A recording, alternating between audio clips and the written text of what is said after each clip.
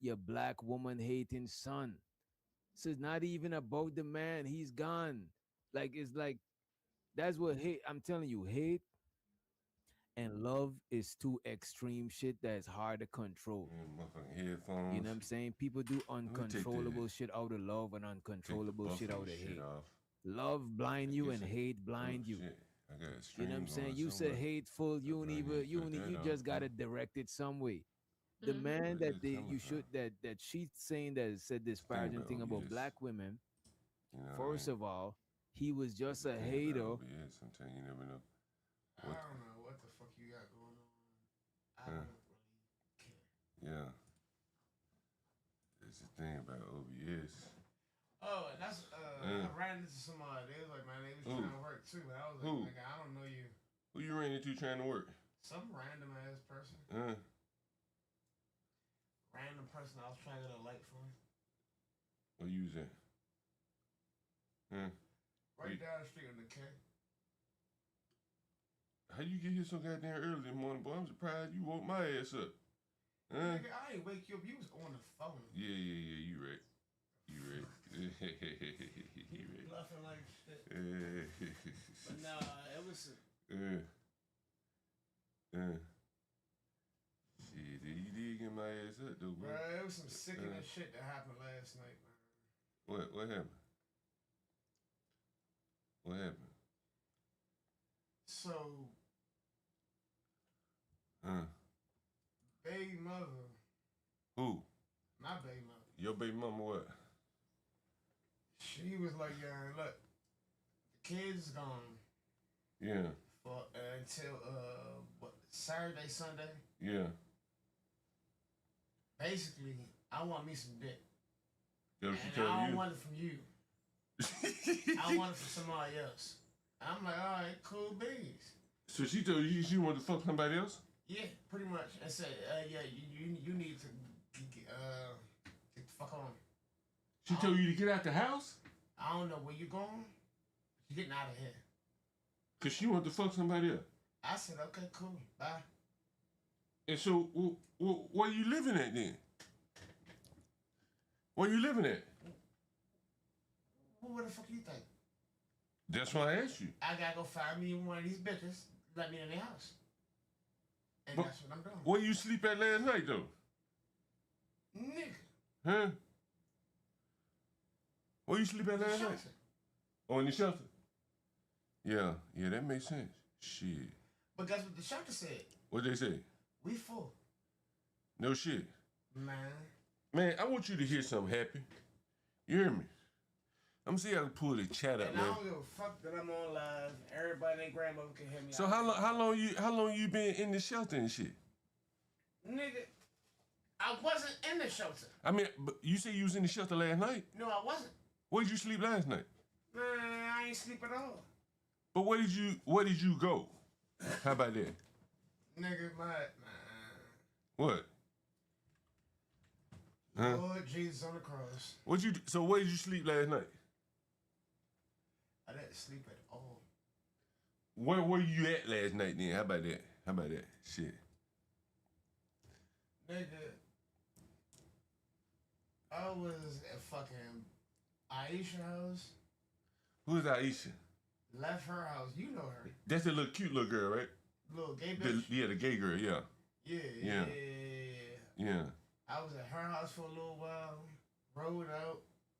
Hopped on the train. Got on the south side. Went to the Maryland side. And fuck it. Yeah. And just riding around and shit.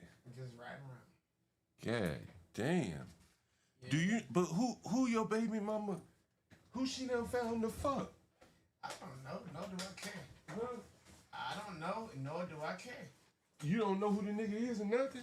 I don't care. Damn. Well, I know you had to be pissed off about that shit though. You can't say you weren't pissed off. Nah, dead ass. Huh? Nah, real nigga shit. You No ain't shit. lying. You ain't get two fucks about her having a new nigga or nothing. I don't care. And her. I don't want to fuck her. But she gonna have a nigga over in the house with your children and shit.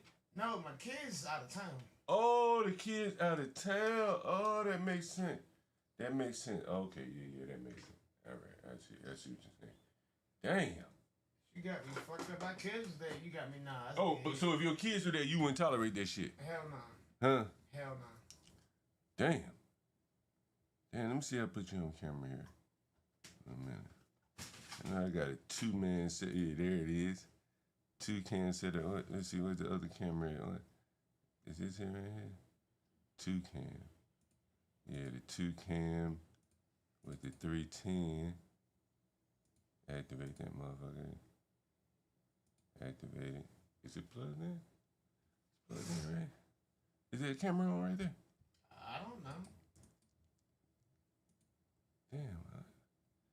I see. Is it two of me? There's 2 damn cameras? 2 different cameras? One right there?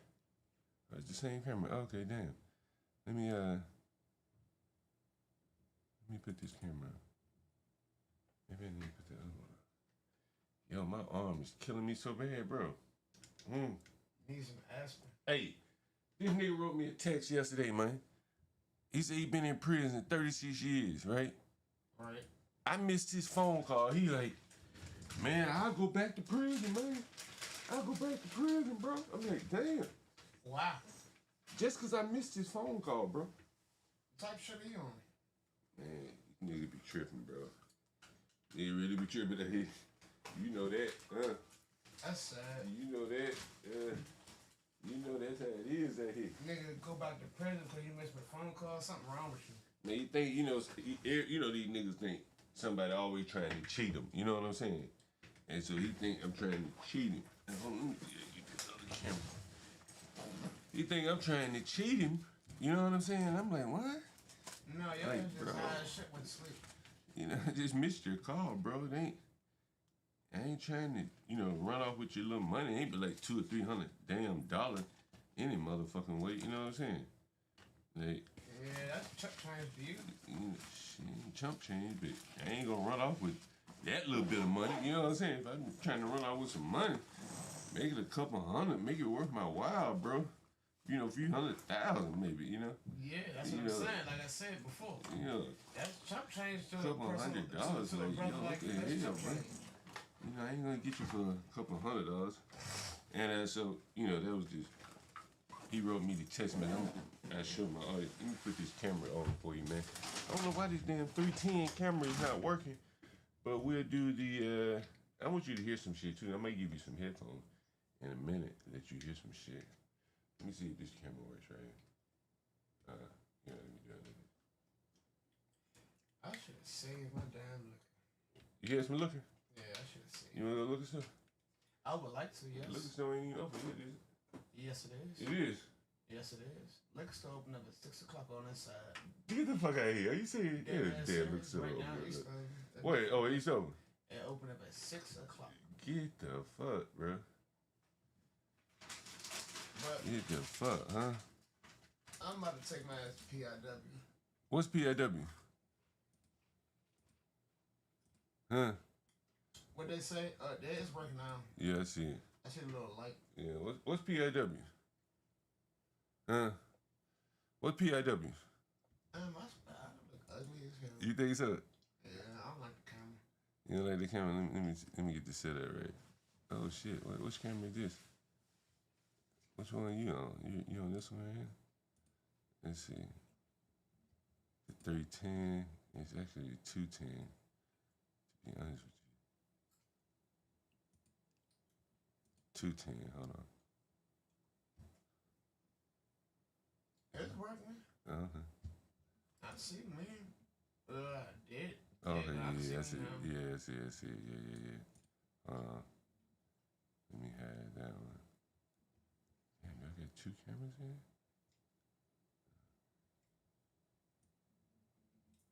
Just hide that one. That's the way right here. Yeah, I put this one right here.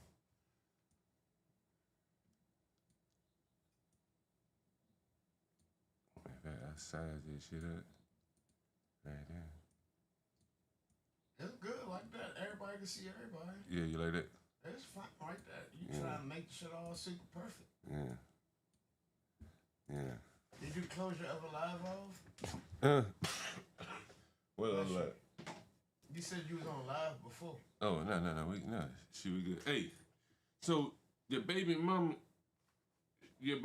she put your ass out for a new man.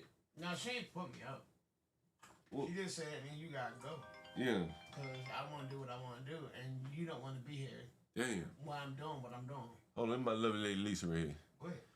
Hey, lovely lady Lisa, I got happy over here. About to put him to work. I got that damn cancer man moving in today. I'm sorry, you have what?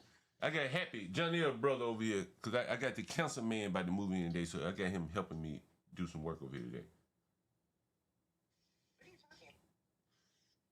You know Johnny brother, Happy. Yeah, you said you got... I got he in my house right now. That's what I'm telling you. You know, and so whenever you come over, I always do a little live with him. So he on my couch right here, and I'm about to send him over there around the corner, Martin Luther King and shit, and down the street to do some work for me. Because you know that the cancer man that moved in today, and that other person that he's supposed to be bringing. Remember I told you, cancer man moving in today? Moving into where? Southeast. Okay, so I don't know which location you're talking about, but there's someone Say what? I'm not sure what the referring to. But we do have a that's gonna be going to room 4 today. Oh, we got a reservation?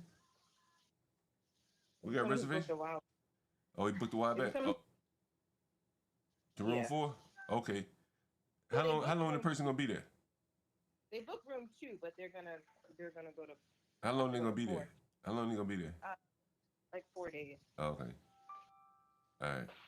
Well, I guess I'm put the blind man in the other. I don't know why I keep calling nigga blind. The cancer man. I put the cancer man in the other house. You keep saying that. We never talked about the cancer man. Yeah, remember I told you the cancer man and he had a couple other people in his house. Remember I said I turned. Somebody that was going to. Yeah. But I was gonna put it depending on. Yeah. Not to occupation. Yeah. But he's supposed to have a couple people because there's a whole house of blacks getting evicted. No, it's not just blacks. There's a white man getting evicted too. You hear me? Yeah, I hear you. All I was just saying was, okay, you would tell me he was going to your place. There was no discussion about. Yeah, well, yeah, he is now since at least one of them, but one of them going to definitely have to go. Lisa, I missed that black man's text message. Okay, before you go on, because I'm actually about to hang up. Yeah. Shortly, I do want to know. I realized. Remember when I said that guy? There was 2 payments. Yeah. Give me that orange juice. Yeah. That's good for drinking. And I was like, I think there's just one, but based on the deposit, there's 2. Yeah. Because based on our records, there's just one. Like what I was documenting. Yeah. So I realized where that one of those payments was. Okay. Why it wasn't on this. Why I was only coming up with one missing, but the bank account was showing 2 missing. Yeah. Because one payment was never deposited because that was used to cover to reimburse. Okay. Yeah. All right, I'm on my stream. All right, I got you. Yeah. Okay. All right, I'll call you right back. Give me a minute. Yeah. Shit, man. Like you said, I can't even pick up that orange juice with my arm, bro. Yeah, damn, that's crazy, right? You said you fucked your arm up. Yeah. Hey, I gotta call this lady, tell her that I'm gonna push the appointment back so we can do this shit over here on this side of town. You know I love being on the south side anyway. Hate going all the way up there in Northwest. You know what I mean? It's traveling. You see my bike outside? Yeah, on the Shit, back porch. that motherfucker, boy. That motherfucker, right? I gotta call this lady. Hold Why on. did you buy another one if you? Cause my other bike was in the shop, man. So I can't drive a fucking seizures. A whole new bike. You know what I mean? You gotta do what you gotta do. Shit. Let me call this lady real quick. Take care of your business. I ain't mad at you. Shit, my arm is killing me, man.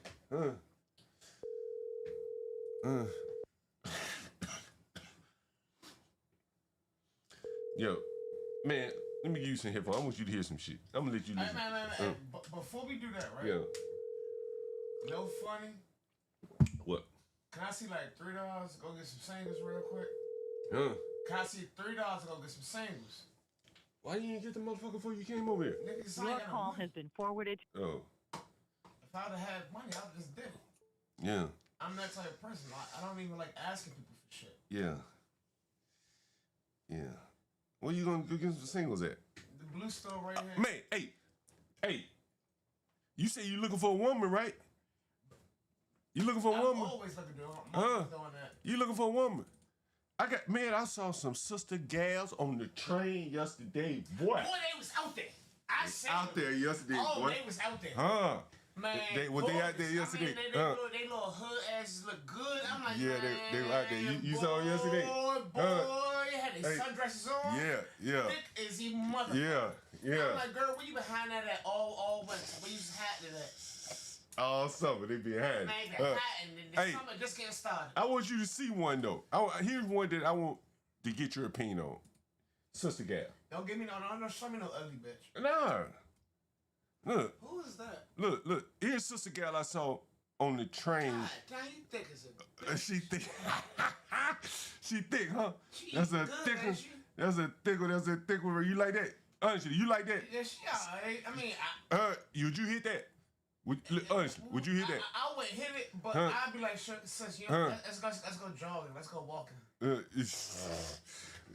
Hey, do you think somebody would hit that? Fuck yeah. Huh? Yeah. You think so? Nigga, you would. Fuck, that's why you showed me. Nigga, you would. I can't even get her to pull up. She's so big, it's taking so long to get the screen to come up. Remember I told you I got somebody that want to rent from you? Yeah. He is one of them What? sex offender niggas. Oh, it's sex offender. Yeah. Yeah. More sex offender, Hey, if these blacks want to talk about me, they want to talk shit about me. I tell them, I pile this motherfucker up with sex offenders. I try to tell They them. gonna be right next door. Right. You know what I'm saying? Hey, how you doing with your kids? Oh, here she is. You see it? Hey, look. What you think about this sister gal right here? That's a big one. That's a Whopper Junior. That's a Whopper. I'm right there. fucking tired. Would you hit that? I'm Hey, fucking no, tired. would you hit that? Yeah, I ain't that big motherfucker. You hit that? See your business. See your business. Man, Hey. the way my life is, man, hey, look. Look, you ain't seen the back of her legs, though. Look at the back of her leg. You can't see them. Hold on. Damn, I thought I zoomed in on the back of her leg. What's wrong with the back of her legs? What's wrong with her? Let me see. You hit that, though. Serious, you think you really think you hit that? Now I'm skeptical. Fuck that. Now I'm skeptical. But I'm saying, she just got fat legs, but you hit that. Look at it. For a reasonable fee. What reason? That is for a Let's see reasonable if fee. let's see if I got a better video of it. You ever hit a girl like that? Yeah, I ain't big bitches. Ain't nothing wrong with a big girl. They gonna fuck you good, suck you up, and feed you. Yeah, You can't beat that. yeah. Let me put this video up here. So you can see them legs. I want you to see that leg. You would irritate the You wanna see shit that leg? early in the morning, bruh. 6 hours now. You got Hey, to see. look, where'd y'all nail at, man? I told you in the program. What kind of program though? 6 months to a year. To do what? Housing, job, and They gonna help me get housing and They shit. can basically they take care of you and they do everything. And if you Yeah. graduate from the program, they can give you a job. Yeah. Same program I was in, but I got kicked out because What'd you I was get about kicked to out fuck for? somebody up. Look Bitch, at- did you look- just pull out a wedgie? Look at that leg. Look at that leg. Woo, have mercy. Have mercy. Alright. She all right? Alright. Have mercy. Look, she getting off at the Navy Yard. Hey, listen. Look, she keep talking getting shit. off at the Navy Yard. Hey, listen. Why all the blacks going down in the Navy Yard, man? Huh? I don't don't know what's down there. Why? But I don't know but why. all the little young blacks going down there I to the don't neighborhood? know. Huh? You got me on that one. Do you think they need a curfew for these little young blacks or what? Huh? You think they need a curfew for the young blacks, man? Huh? Man, 2 niggas got shot down there. 1 got killed. Yeah. I heard some 2 little kids got killed over in Northeast. A bunch of them got locked up. Yeah. Man, I don't know what's going on. I heard 2 little kids got killed over in Northeast. You hear about that? Nigga, I'm standing Northwest. The bank got robbed up there. What bank? I think it was PNC. No shit. It Got was robbed robbed up there. the other day. Jesus Like last week. Jesus Christ. Hey, so look. And they ain't even found them. They ain't found the people that did it. They ain't found them yet. Hey, I want to play a clip for you. Let me pull it up. I want to go listen to singles. Yo, by the way, guys, this is my auto advanced scene switcher. Look, you see, look. I want you to look right here. You see right here? That's you on the screen, right? You see that, right? And then, when I do this, when I click on this scene is gonna change. Watch, just watch it, right? Look. You see it change? Wait, wait a minute. No, it didn't change it. Now it changed. You see it? Oh, okay. That's pretty damn cool. You know what I mean? And so, That's dope. yeah, that's the automatic scene switcher. That switches the scene whenever I pull up, say, Chrome or whatever. Look, I want to let you listen to the video. Since you're a young black man in the hood, you know, one of the things I've been focusing on is, you know, there are a lot of blacks that don't want to live around you. You do know that, right? Yeah, I know. Huh? You you know that. You think that there are a lot of blacks that don't want to live around you. I know this. Why do you say that? 'Cause I don't like black people. Huh? Say what? I don't like certain dynamic of people. I don't like them. Yeah. But I'm saying they don't like you either. They don't want to live around you. You do know that, right? Well, stay your ass in the hood. Get away from me. Bye. But I'm saying, like, you know, they would consider you like a criminal or some shit. And I agree. I don't want to live around your ass neither. So you don't want to live around the white people that might consider you to be a criminal, or the black people. There are a lot of black people don't want to live around you either now. And like, what part of I agree you don't understand? You don't want to live around them either. No. But you know, their whole life is spent running from you. See, you're not running from them. They're running from you. You get it? Well, peace be with you. Hello. Look, I want you to let you listen to something, if you don't mind. Listen, we're going to start off with this one right here. Yeah, listen to it. Look, interesting. I want you to This listen is to it. always Look. a super dark Look. nigga. This is a nigga talking about me. This is And you know where this always is, a right? You know, you see super these boys in front of my house? Like you. Well, yeah, this is a nigga talking about me. Right? People live around black. And I'm The bullshit. The reason why you saying because Look. of Jeff, And we're going to get to the part. Listen, he going to tell you something. You know what this is, right? You know what that is, right? You know, you recognize that in Northwest, right?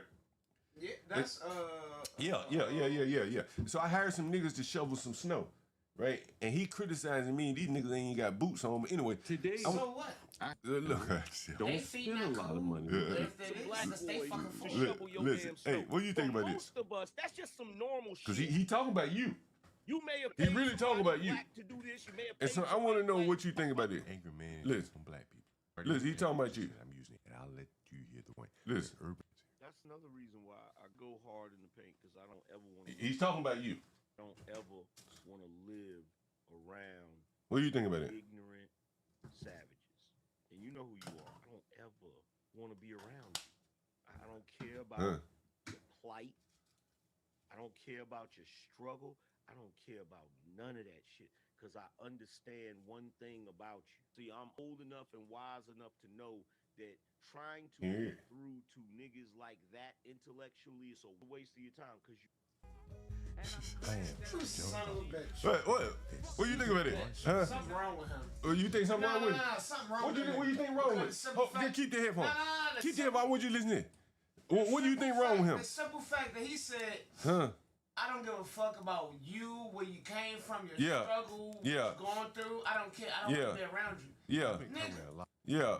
What's wrong with that? He don't want to be around your ass. All right, cool. That's fine. That's fine. That's fine and dandy, right? Yeah. This is But the what I simple was. fact that you don't want to help another fucking black person. Yeah. He don't fuck want to is be wrong around with your ass.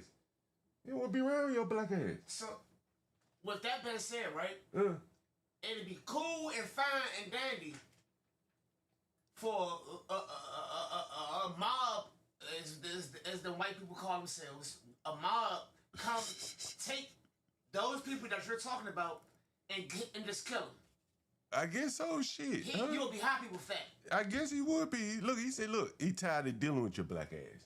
He Man, tired of fuck dealing you. with your black ass. Fuck you, understand and it? let you die. Huh? He tired of dealing with your black ass. Fuck you with a lip dick, Huh? you dirty bitch. Can't you understand why he be tired of dealing with your black ass? What you meant? You got bullied in school? You think that's what it is because he got bullied in school? His black ass got bullied in school. By blacks? And he's an adult, and he said, "Fuck you, dad. I don't care about nobody." Yeah. You think that's what it is? That's exactly what it is. Listen to it. Put your headphone on. Listen to this. Was talking about. This is what I was trying my best to explain to Izzy Bands that day. It don't matter how many good black people because they do shit like this. I'm pretty sure this dude right here is a guy that just has regular job. He probably got a family. He probably just a normal dude. But look at what he co-signing. So what difference do it make? What difference? Let's say for argument's sake that 50% of the black community was good, well-to-do, law-abiding citizens with families and just normal. And then the other 50% was ghetto-ass hood niggas. What difference would it make if you got 50% good black people if the good black people co-sign the 50% of the niggas that ain't got no damn sense? What difference would it make? Somebody tell me. What difference would it make? That right there is an understatement. And what I find interesting is What do you think about it? Oh shit! I was reading some shit. Oh, you want to? No, I was listening to his crazy ass. He's a fucking asshole. Something wrong with him. You think something wrong with him? You just tired of your black ass, huh? No, ain't no motherfucking you tired of nobody, bro. You just like I said before, something traumatic happened. You want me to tell you what I think it is? Look, I'm gonna play you what I think it is. I want you to listen to this. Listen, this is what it is right here. I want you to listen to this. Listen to this. Listen. Listen. Is the thugged out. You got the headphones on? To the mainstream Republican Party. This is the angry man, and I've been going somewhere with this. I've been talking about this black for a long time now, because he's a very interesting black. I can't hear what's playing, so don't make any money. I just play it from the top. Now I'm drawing it full circle to show that I would bet that most of the Oh, black people okay, I know what we're playing right here. All right, look. A little partner. Look, all right, this is the angry man. Of certain Look, listen. conversations. I'm not gonna sit here and pretend like that's not going on, because it goes on all the time. All the time. All the time. I could pull up a video of Ron Perlman talking about this very same thing. Talking about how he's played. Well, he's saying he should be a millionaire or some shit, right? Played some of the most amazing roles. He should be a multi-millionaire. You know what he do for a living? He talk on the internet. This is what he do for a living. He said he should be multi-millionaire doing this It'll shit. be 3 years before he gets another role. To where That's he got bullshit. a mortgage What? house and all types of wild shit. And then when he gets a good role like Hellboy, none of the big agencies even wanna work with him. But see, if Ron Perlman says that, people would say, "Oh man, that's a damn shame." What do you mean? They doing it like that. But if somebody like me, a black man, says that, "Oh, you complain and oh, you victimhood, oh, you man, shut the fuck up. If you don't like what I'm saying, get off my damn stream. Get off my stream. Get off my damn stream." Because the angry man been doing this shit for a minute. I done went viral more times than I can freaking count. I should be a multi-millionaire right now. I should have been on All right. media outlets. Nigga, nobody gives a fuck about what you got going on, cuz, for real. He said he should be a millionaire. He said, No, that's just his own personal fucking opinion. yeah, right. First of all, a person like me, even the people that you're talking about haven't even fucking heard of you. You ain't never heard of Angry Man? No. So, what do you mean? Who are you? He's an angry man. He just an entitled person. He's a black Karen. That what you think he is? A black? That's all he is, a black Karen.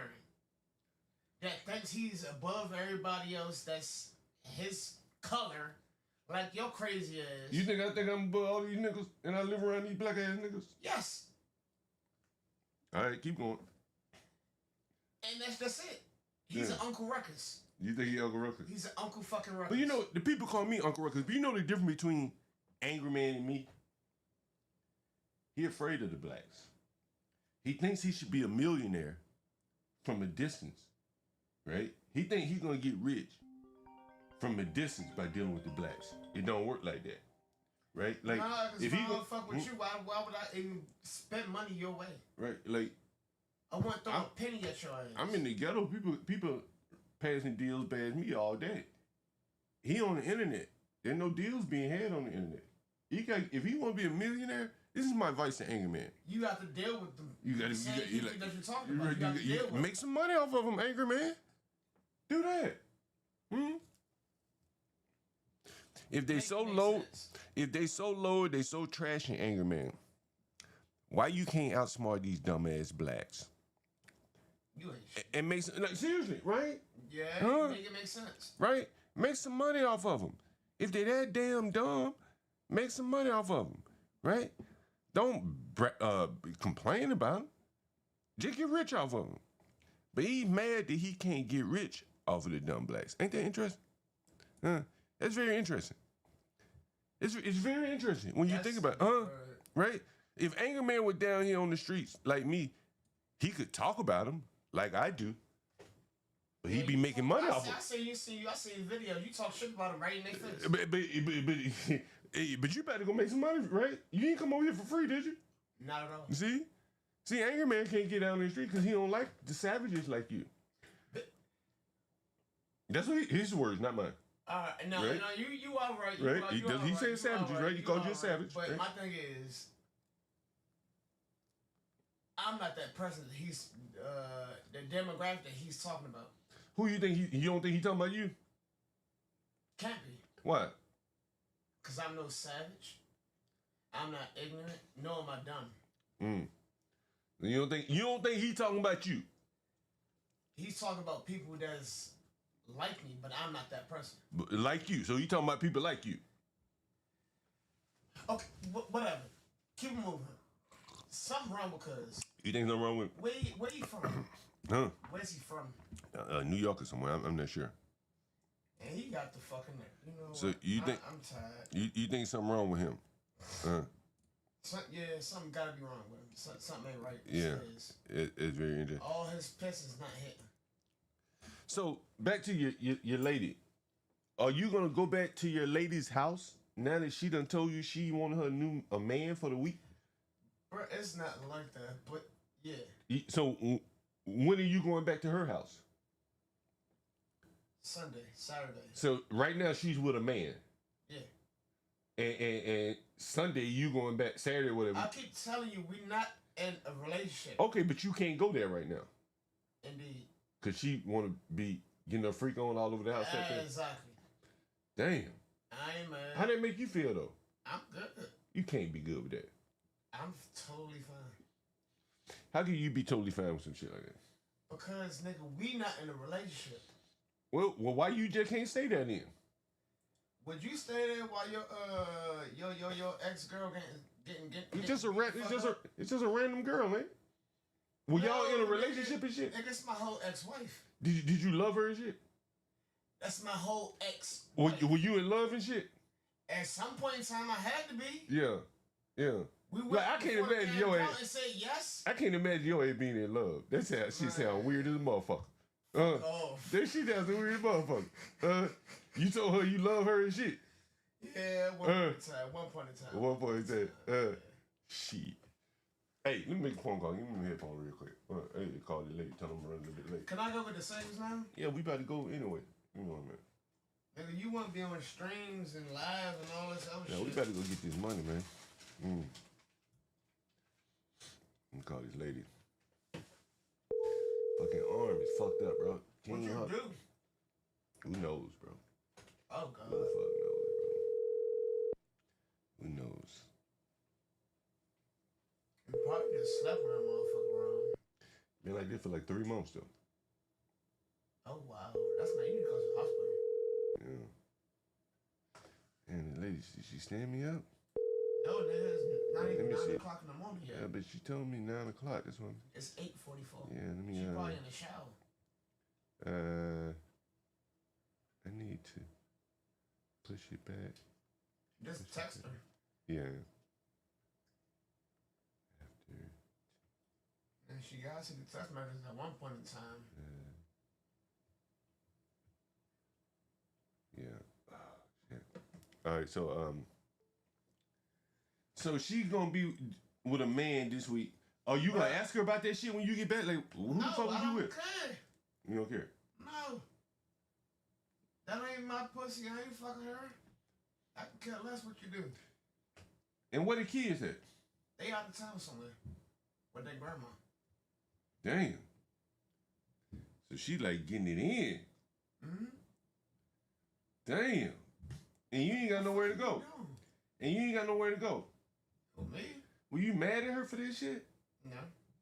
Like, just gonna spring that shit on you? Like, I gotta get the fuck out of this shit? Huh? It had to make you mad and shit though, right? They didn't piss you off? Mm-mm. Damn.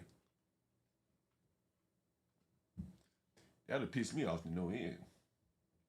I gotta get out of the house so some other nigga can come in here and bang on my ex-wife.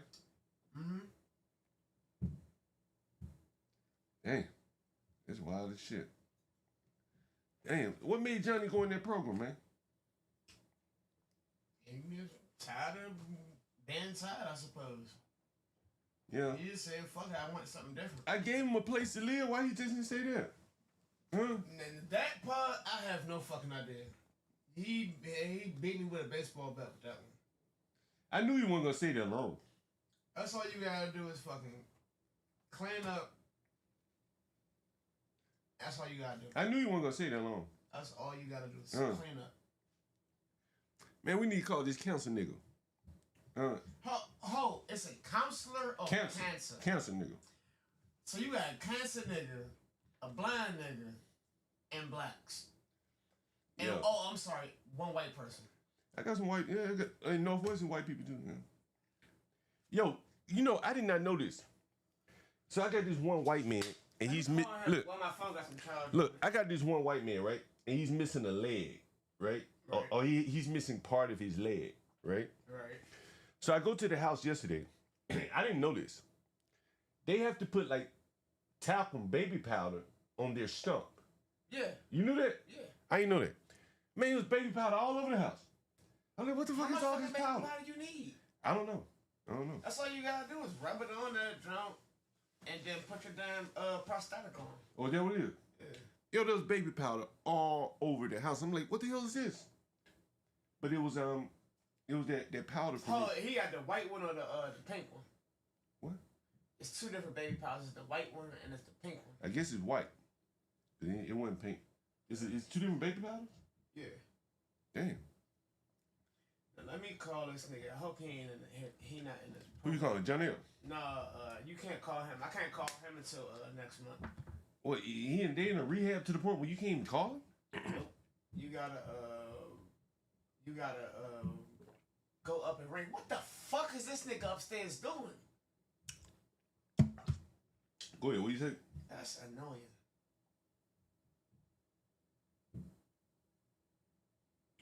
Who you trying to call? The nigga, I told you about the damn, that just trying to get a spot with you. Oh, the sex offender? Yeah. Yeah, let's call him up. Yeah, I always need a good sex offender over here in the hood. Always good to have a sex offender. Nah, but his situation is What? complicated. What's complicated? That's complicated. different. What do you do? I'm gonna tell you about it. Just give me the phone, put it over here. So you gonna answer the phone? My phone about to die. That's why I put it in the charger.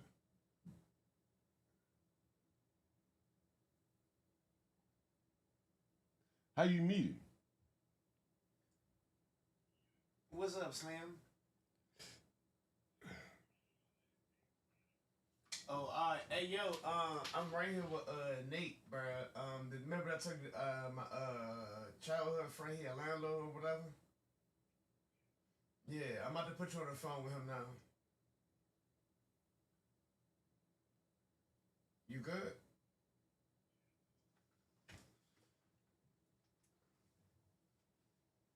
Yeah, hello. Hello, how you doing today? Hey, what's up, man? You looking for a place to live? You looking for a place to live? Yes. Yeah. All we got is rooms. We got a basement right now. What are you looking for? Right now, anything to do. Okay. Well, we got anything for sure. Well, where you currently living? I'm in a transitional housing in Southeast. Oh, okay. Well, we got places in Southeast.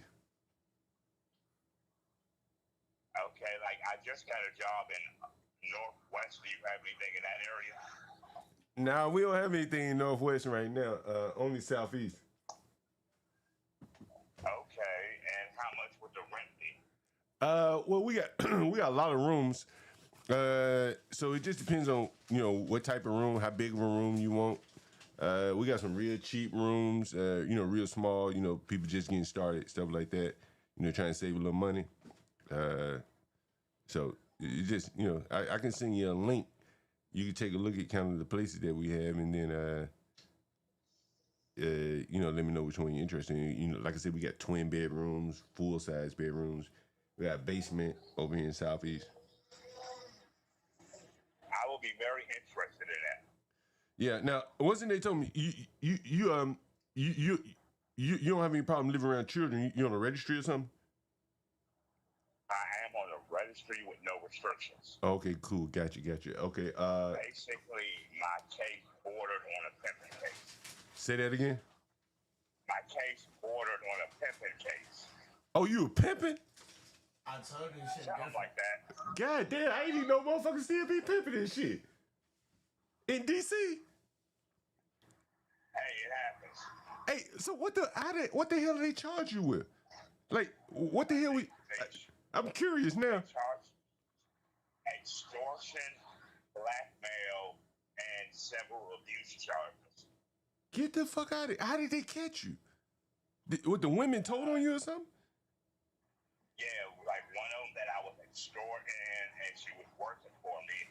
She couldn't keep paying, so she went to police. God damn. Snitch. Damn, she snitched on you and shit? Yes. Damn. God, but how did, but what was the evidence that they had against you? It was electronic evidence. Oh, shit. I told you my So man. any kind of text message, anything they used against you. Oh, shit. I told you my man different. God damn, bro. Damn, how old are you, my man? I'm 50. How old are you? I'm 34. Oh, damn, you sound older than you are. Damn. Damn, you sound older. Different. Did they send you to prison for this shit? Cause you must have not done much 13 time. years. You did 10 years? Yeah, I did 12 years. Damn, so you went in there young as hell. You been young? God damn. That's some wild, man. It's a story to tell right there, bro. Hold on, you was pimping young? Damn, you were young pimping. How the hell did you get in? Hey, if you don't mind me asking, bro. Huh? Say that again. I was 21 when they got me. How the hell did you get started doing this shit? That's a good question. It started out. Hold on. I was an extortion joke and everything. Then she couldn't keep paying the extortion and blackmail fees, so she ended up trading and selling pussy. Wait a minute, I missed it because the ambulance was going back. So you were 21 and they got you for. I was extorting and blackmailing a female. Then when she couldn't keep paying, she ended up trading and selling pussy to cover what she couldn't pay. Oh shit! But what were you extorting her for before she started selling the pussy? Allegedly, I had a sex tape of her and her brother. Oh, well, I know. Allegedly, was there a sex tape of her and her brother? There was no sex tape, but she did have sex with her brother a couple times. Oh shit. That's some weird. Oh shit. So how did and so what you were using that against her? That's what they basically charged you with. You were aware of her having sex with her brother, and that's what made her shit. Well, she didn't want that to get out to what, her parents or something? She didn't want it to get out to nobody. Oh shit, that's wow. How much do you think she paid you? On average, it was about $1,000 a month, and it was going on for a year. And then she starts, oh shit. That's wild as a motherfucker, bro. You probably was so young, you probably didn't know you was committing a crime, did you? No. Nigga, you knew what you was doing. I mean, but you weren't her pimp. Were you arranging the sex work for her, or were you just getting the money? I was just getting the money because I wasn't arranging nothing. They couldn't charge me with pimping. That's why they kept the extortion and blackmail, but they dropped the fraud and the embezzlement. God damn, that's wild, bro. Yeah, that's some wild shit, bro. Damn. But yeah, man, look, I got your number right here. I'm gonna send you. Can I send you a text? You get text message to this number? Yeah, but I'm on my way to training right now, and I'm about to start a job. Okay, where you gonna be working? How much you gonna be making? It's gonna be starting out at minimum wage, $7.15 an hour for the first 2 weeks. Wait a minute, how much minimum wage? Minimum wage is about $20, ain't it? $18. $17.50. Yeah, $17.50. Yeah. Okay, I thought you said $7.50. I was like, what? Okay. All right, cool. Okay, yeah, that's good. All right, yeah. I'm gonna send you some text messages. You can take a look at some of the places we have, and then you have my number and everything. You just reach out to me. Okay, no problem. All right, thanks, man. Yeah.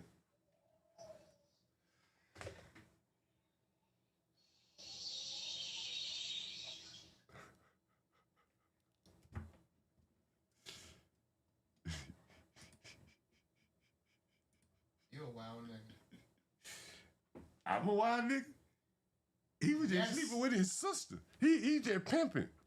You just had a pimp on an extortion. Bro, my folks is different. How you meet him? High school. Oh, you know him from high school? No, I know him from elementary school. No shit. Yeah. Damn. He straight pimping. And went to prison for the shit. Yeah. The fuck wrong with you? Who you calling? How'd your night end up going?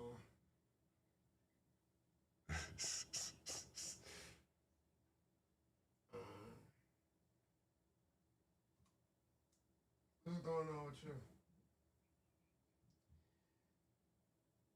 Fuck no. I'm not alright, but I'm alive. That's all that counts. Who you talking to? Right now, I just pulled up to my man, that I'm supposed to be doing a little work for or whatever. Who you talking to? Folks. Who, Aisha? Hello? Damn, a straight What's up? pimping What's going on child. today? 18 years old. That's wild as shit, bro. Damn, that's wild as a motherfucker. It'd be nice Straight. to slide through there Straight before you go pimping. in, but you know, we'll see how that shit goes. Damn, that is wild. Straight pimping, bro. Oh yeah, that's right. So he ain't never come over last night then, huh? Man, that's some bullshit.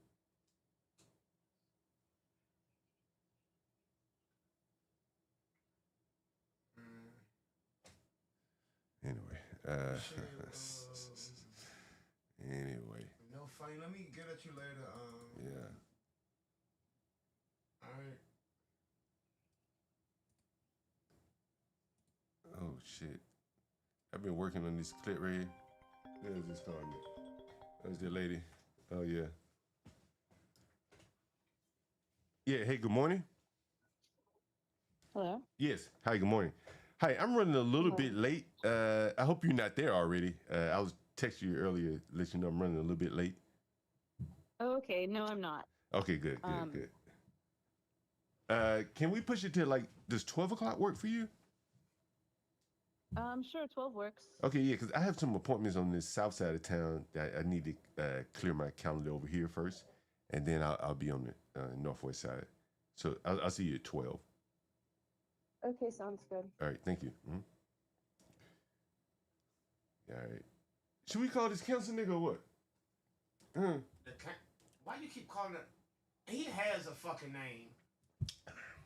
Look, let me show you what these motherfuckers texted me the other day, bro. I showed this shit on CT's channel, bro. Look what this motherfucker texted me, bro. I couldn't believe it. When I saw it on CT channel, I'm like, what? He texted me what? Over $200? Let's see if I can find this shit. I couldn't believe it. Where's this text message at? Yeah, here it is right here. I'm gonna put this shit on YouTube. I just sent him your number. Oh, you sending my number? Send me his number too. Right.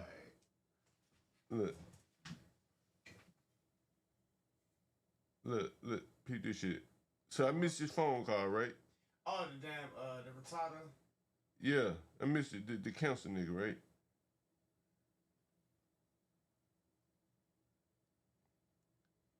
And lady just asked me, is the room ready? Look, so the council nigga, right? Where is this shit at?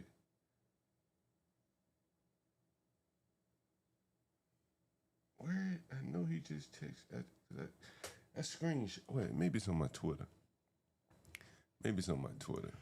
Yo, watch this auto scene change. Watch this.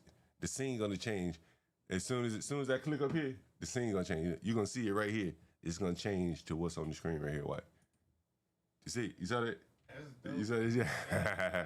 Tell me that shit nice. Yeah, that shit. Look. You gotta keep dragging and dropping shit. Yeah, and you gotta change the scene. Damn, why did this dude send me a text? He like, bro, like, yeah, I know I've been in prison 36 years, but I ain't scared of going back. I'm like, what? So you want to go back to prison? I mean, he say he ain't scared to go back type shit. I'm like, bro, like, damn, I can't miss your fucking phone call without a threat and shit. Like, damn, what did he send this shit to? I showed this shit on CT channel. Did I post this shit on the internet? Maybe I posted it on the internet. Maybe I already got it on Twitter. Let's see.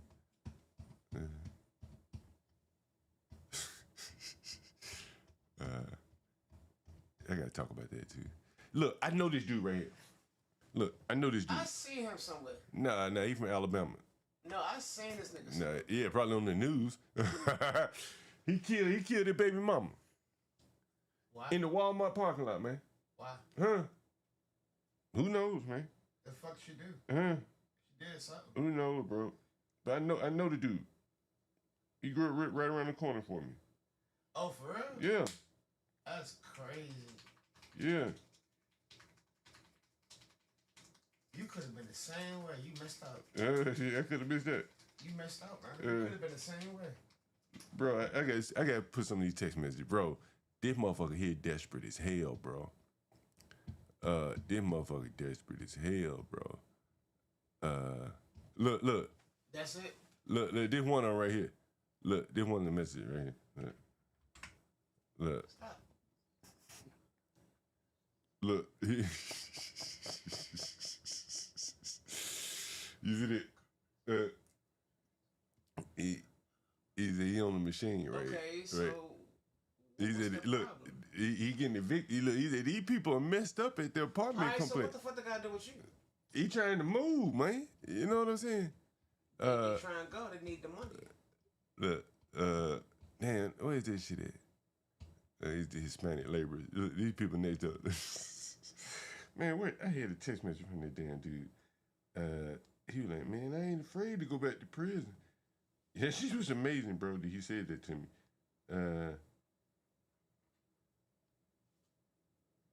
Oh, your Lord, X be jumping. Huh? Your Lord X be jumping. Okay, damn, what the fuck? I saw that shit yesterday. I couldn't believe he said that shit to me. I moved in 29th waiting. I sent you $50 tomorrow morning. Man, you always da. Damn. Where is that message? Blah, blah, blah. Here it is. I found it. 37. Look at this shit. Look at this shit. I'm gonna put this shit on Twitter. I'm gonna put this shit on Twitter, bro. I'm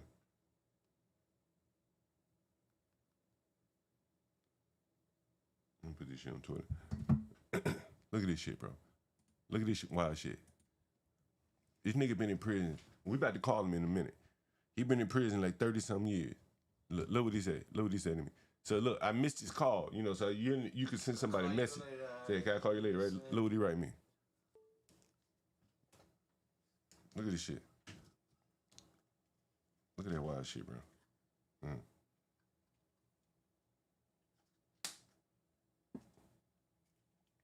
You see this? What the fuck? What?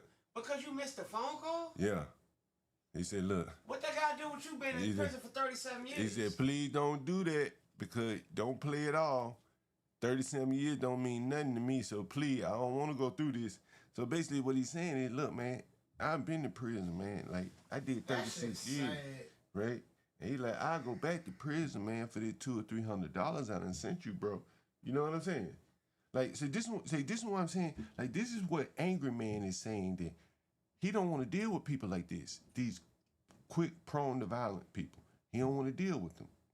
But at the same time, he's saying, I should be a millionaire. Well, like how? Right? Like, where are you going to get a million from? You think these people just going to... You don't even know who Angry Man is, do you? Man, that nigga retarded. I don't have time for his bullshit. But he thinks he could be a millionaire. And again, nobody wants to deal with these kind of people, man. Like, so quick to threaten you just, like, off a missed phone call, bro. That shit is amazing, right? That shit is sad. That shit is amazing, bro. Nigga threatened me off of a missed phone call. Yeah, he be ready to kill you. Yeah. Because... Yeah. And see, this is why, like, the people who say, well, white people do it too, man, I've never gotten a text message from a white person. They've been in prison for 36 years and talking about, I'm willing to go back to prison.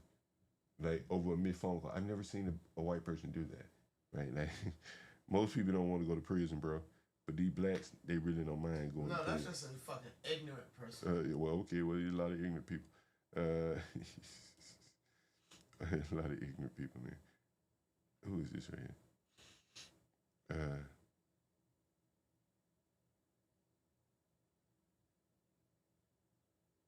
Who is this? Somebody else just called me about a room. Yo, I got this video. Oh, shit. Ain't that crazy? Cliff, man. Like, this ain't the first one, man. I've had a million of these damn type of threats from these stupid ass people. But this guy is a cancer survivor.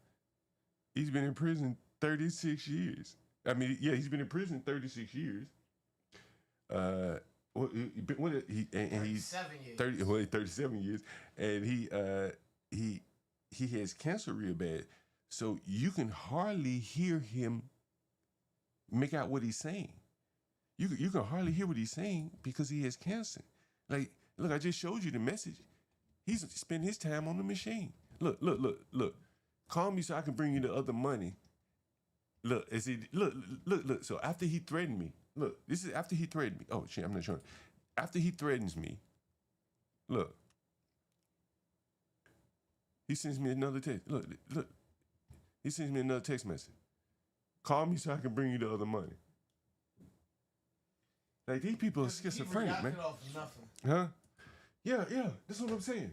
Like, these people are so quick to violence, man. And it's so low trust environment that a missed phone call made him immediately go to violence. You understand? Like, yo, I'll go back to prison over this $300. Like, $300? You go back to prison for this shit? Like, bro, this is what I'm saying. Like, you can't really make heads or tails of the violence because it's inexplicable. The average person is not willing to go to prison for $300. Particularly after they done been in there most of their life and they're sick with cancer. They want to live the last few days free. These people don't have a problem. That makes sense. Right. He doesn't have a problem going back to prison. Because he retarded. Okay, whatever. But, you know, I want to play something for you. I think I got it queued up here. And let me see. Is this it? Let's see. Is this it? I hope I got it queued up. Hold on. Let's see. Oh, damn. That ain't it. I got it, though. Let me pull that. I've been working on this for a minute. Where is it? Videos.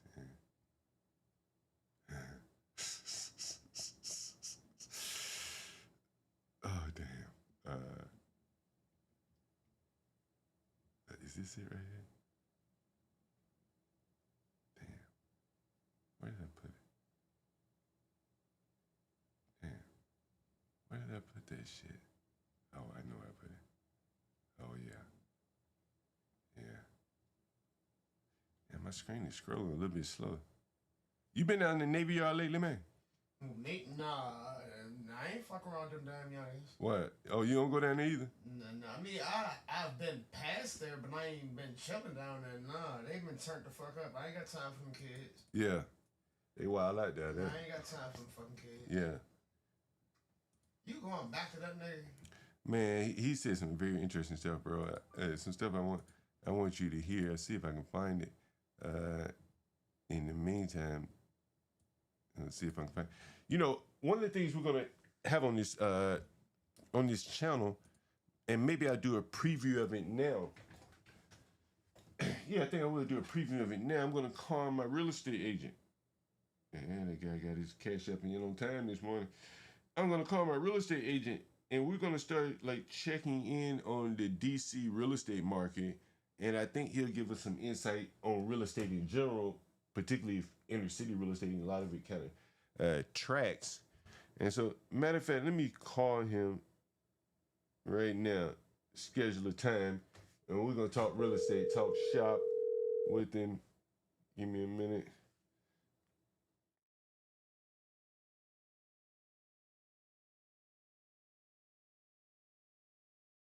Yeah, we're going to talk a little real estate with him. I'm going to pull his, let me pull him up. Oh, damn. He answered the phone. I'm going to pull his, I pull his LinkedIn up.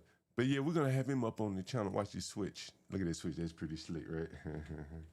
That's pretty slick. Oh, yeah. Robert Morris,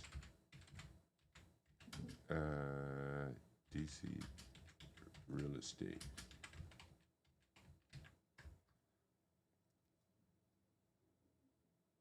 Oh, yeah.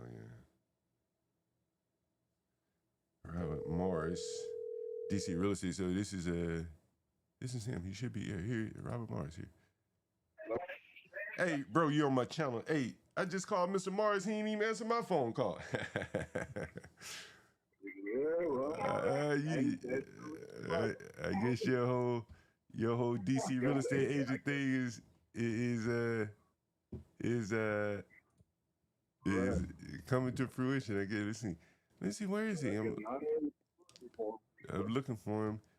Hey, yo, bro, he got a house. Yo, he got a house coming on the market in Northwest up my way. $1 million, bro. $1 million bucks, bro. $1 million bucks. Look, here's another one, 2.3 million. I'm guessing these are his listings. I'm not sure. But anyway, maybe that's why he's not beating down the bushes to give you a call back. Let me see what he got available. Oh. I got Happy over here. Who the hell is that? Oh, He used to live across the street from you. You lived across the street when Happy was there, right? Yeah, because you know Happy. You know Happy, don't you? Nah. I mean, you've seen Happy before, though, right? If you know John Hill, you know Happy, right? You know of him, at least, right? Yeah, no, Uncle maybe. Yeah. So John Hill's in the rehab for what, the next couple of months? Yeah. Okay, good for you. Yeah. I gave him a free place to live. He gave it up. That's crazy. What are you in real? What drugs we on? Alcohol? Mm-hmm. Yeah, alcohol. Yeah. Hey, what was I gonna tell you, man? Man, I was reading back through my text messages, and that man I just ran in the room to threatened me, man, over a missed call, bro. He threatened me. Can you believe that? Wait, which guy? The guy knows what? Nah, the guy with cancer, bro. The guy with cancer. I'm not sure which one that was, so maybe I'm not familiar with that. Yeah, I tell you, I'm in the room to a guy. It's Southeast, bro. What the hell you talking about? Hey, I just got off the phone, bro, with a dude who had a pimping case, bro. Happy put me on the phone with him. He looking for a room. He did 12 years in a pimping. He was extorting a woman who had slept with her brother a couple of times and had her out selling ass to, I guess, keep the secret. So DC charged him with extortion. Can you believe that? Oh, right? Yeah. Did 12 years in prison. He was just on the phone. For guys who are just joining, you probably scroll back, 30 minutes ago? And you'll hear that phone call of, the Pimpin' Ken. That's Rob Marsh right there, by the way. Yeah, goofy shit. Yeah, he's straight pimping, bro. This is the real estate agent right here, by the way. Oh, that's the guy? Yeah, that's the real estate agent right there, yeah. But yeah, man, dude was straight pimping. And so I asked him, I said, would it be okay for you to live around children? And that's when he said, yeah, I don't have any children restrictions because I wasn't messing with kids. I was pimping. And so at 18, he had found out that I guess a girl had slept with her brother. And he used that information against her. And she started selling pussy to keep him from outing her. And so by the fact that he wasn't pimping her, they can only put him in prison for extortion. You hear that? That's wild, bro. 12 years for that shit, right? I mean, it may have been more to it than he didn't tell me. But that's a wild story, bro. Yeah. Yo, bro. Happy came over here and told me this story so crazy. His ex-wife told him, hey, I got a man coming over for the week while the kids are out of town. So I need you to get the hell out the house. Happy girlfriend or ex-wife where he lives told him, I got a man coming over, so I need you to get out of the house for the week.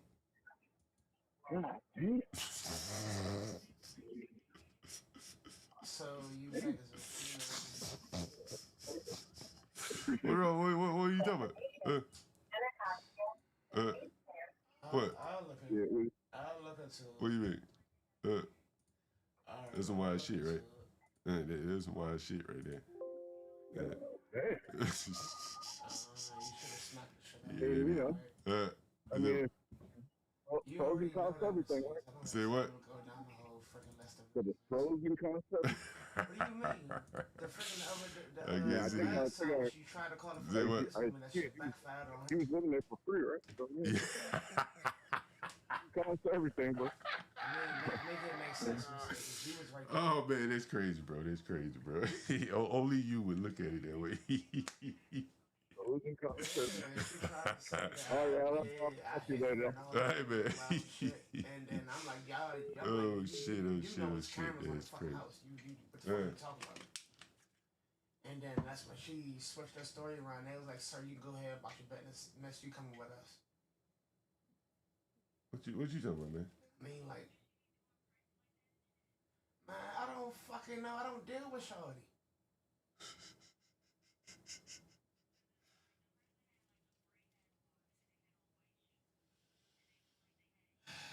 Okay, Mercedes, we already put two and two together. That's shorty doing that shit. We already passed that. No shit. Yes, indeed. Like, I don't know. Guys, you can see black behavior. This is how they talk on the phone there. I know that's. I already put two and two together. I'm there. No, Mercedes. No.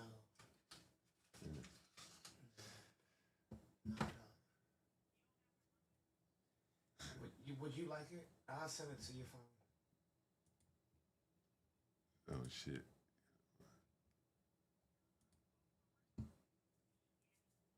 Who you talking to, man? Okay. Mm-hmm.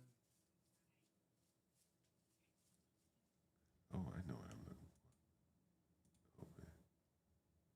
Oh shit, I can't do it now. Who you talking to? Who is Mercedes? Hey, look, we ain't doing that. I mean, is that a girlfriend of yours or what? Well, we not doing that. Is that a new chick or what? We not doing that. I just asked man. We not Shit. doing that. We can talk all day, every day, but we not doing that. Does she know about your baby mama? We not doing that. All right. I'm just asking shit. How you be getting all these women, boy? Your ass ain't working or nothing. I don't worry about that part. I'm a bad motherfucker from down the street. Damn, we gotta call this cancer dude, man. You heard? Bruh, can I go to the Sanders, bro? Man, you better do that. You gonna head on over there to the house, right? Yeah.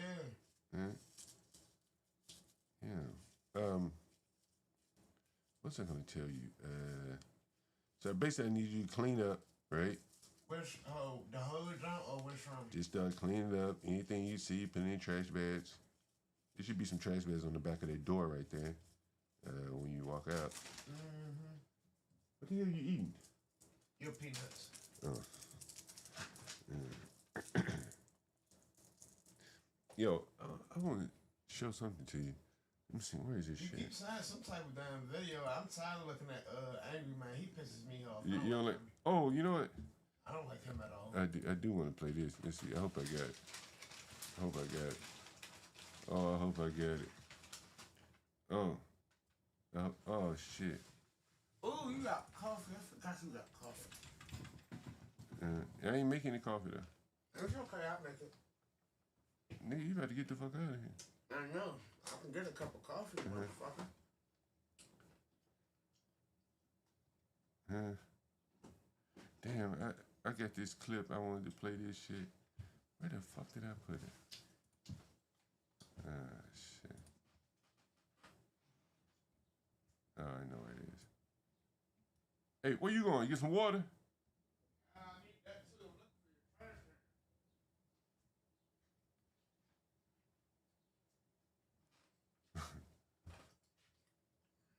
Hold on.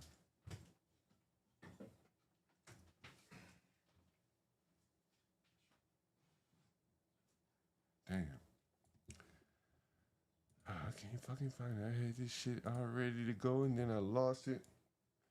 Hey, yeah, just get a trash bag right here. You gonna take all this shit out of here anyway. Alright. Yeah.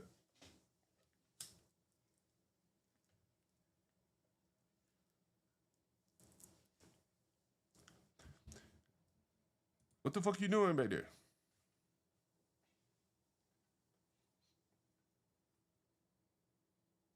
What you doing?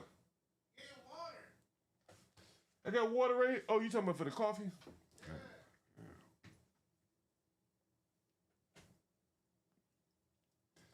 By the time you make that coffee, your ass be out of here. Oh, I gotta call the council nigga. Did you call the council man yet? Yeah, I'm about to call right now.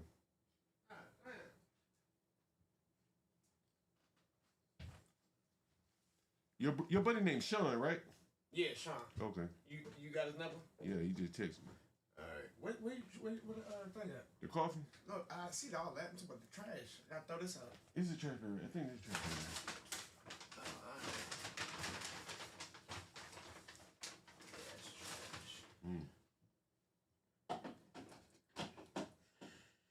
Yeah, I gotta call this guy about this road. Road? Yeah, I'm about to buy this road video. Road video? Yeah, he said he got it for me, so I'm like... What is it about? What's going on with it? Yeah, I'm about to get it right now. Bro, I don't pay for no dumb shit. Nah, hell Where you put the water at? Hey, what's up, Leonard? How's it going? In the back. I'm fine, and yourself? Yeah, this is John. I call you about the road video. I've been going back and forth with you about the road video. Right. Yeah. I think I'm finally ready to get it, man. Finally ready, man. It's been a rough sledding here the last couple weeks, man. But I think I'm finally ready. You know what I mean? And what price did we settle on? Well, we said 575, I think. Yeah. Yeah. So, are you ready today? Let's do it tomorrow. I'll be free tomorrow. Okay. Yeah, I got some landlord stuff to do today. But I'm in Southeast. I'm in Southeast. Oh, okay. So we can meet at the Oxford Hill Library. Yeah, wherever you need to meet. All right. And you call me when you're ready. Okay, sounds good. All right. Okay, bye-bye. yep. Mm-hmm. Yep. I know you ain't talking about no 500. You gotta put a filter in there. I did. Okay. So you said. Yeah. So look, $5.75. look, this is what I'm buying right here. Look, peep this shit. Look at this shit. This is the Rodecaster video that has just been announced by Rode. It brings all of the audio production quality that we've become used to with Rode products, such as the Rodecaster Pro 2, the Rodecaster Duo, and so on, but now combines that with a full broadcast quality camera switcher, scene switcher, and more. Now, I'm going to go through all of the specifications of this, show you the features and functionality. I've got one on my desk. I've had one for some time now and have been testing it out. So there it is, sitting right in front of me. A wealthy beyond imagination. And, yeah, it really just does. I read your comment there. Amazing amount of power into a really small form factor. I personally think that this is really going to shake up the industry because there are a number of other players in this market at the moment, and I would say the most obvious dominant one, if you are looking for camera switches in the past, would have been the A10 Mini range of products. There's a whole slew of them actually, and they've been through quite some evolution over the years as well. But personally, I tried those out in the past when I was starting my channel, and they always just felt really clunky to me. And I've tried lots of other camera switches, hardware switches as well, and they all seem to have this same limitation of if you just want to switch from one camera to another, no problem, press a button and it does it. But when you want to do anything just slightly more adventurous than that, that's when the hardware version just sort of lets things down, because the software that usually accompanies them is just really so clunky, and it's so difficult to do the most basic things. So ultimately, when I started my channel and was looking for a way to create videos in one take with no edits, hence the name, by the way, Take One Tech, I ended up going down the software switching route. This would have certainly solved my problems back 3.5 years ago, whenever it was, because it does allow you to do all of the things I wanted to do with it, which was ease of scene building and ease of switching. So let's get into exactly what this is and how it works. And first of all, just to give you a bit of an overview, I mean, I've got one on my desk here, but as I say, I do make all of my videos in one take with no edits, so I don't have all of this taken apart, and I'm not going to assemble it for you as we go through the video. But what I will do is, as I just talk through this, I just want to show you a bit more of the device and the sort of form factor of it. It is actually really gorgeous as a device. It has the same sort of build quality that we've become used to from Rode, and in fact feels very similar in size and aesthetic, obviously, to the Rodecaster Pro 2, I should say, in terms of the sort of size. The width of it is about the same. It's got all the same sort of form factor going on the back with connections, but obviously with the addition of all those HDMI sockets. And by the way, just check out all of this connectivity on the back of this device. It's kind of ridiculous what they've managed to get into this device, because it isn't just video. It's not just a video switcher. It is a full-on Rodecaster in a really small form factor. If you want to give it a little bit more context in terms of the size. So that's what I'm buying right there. Yo, I saw this video on YouTube, man, and I'm going to play this. It's probably not the best format to play it, but I'm going to play it anyway. Let's see. It's on YouTube. It's in my history. In my YouTube, yeah. Why are you making your coffee? We're going to get out of here in a few minutes. So if I go to my history here, go to my history. Here's an interesting video I saw.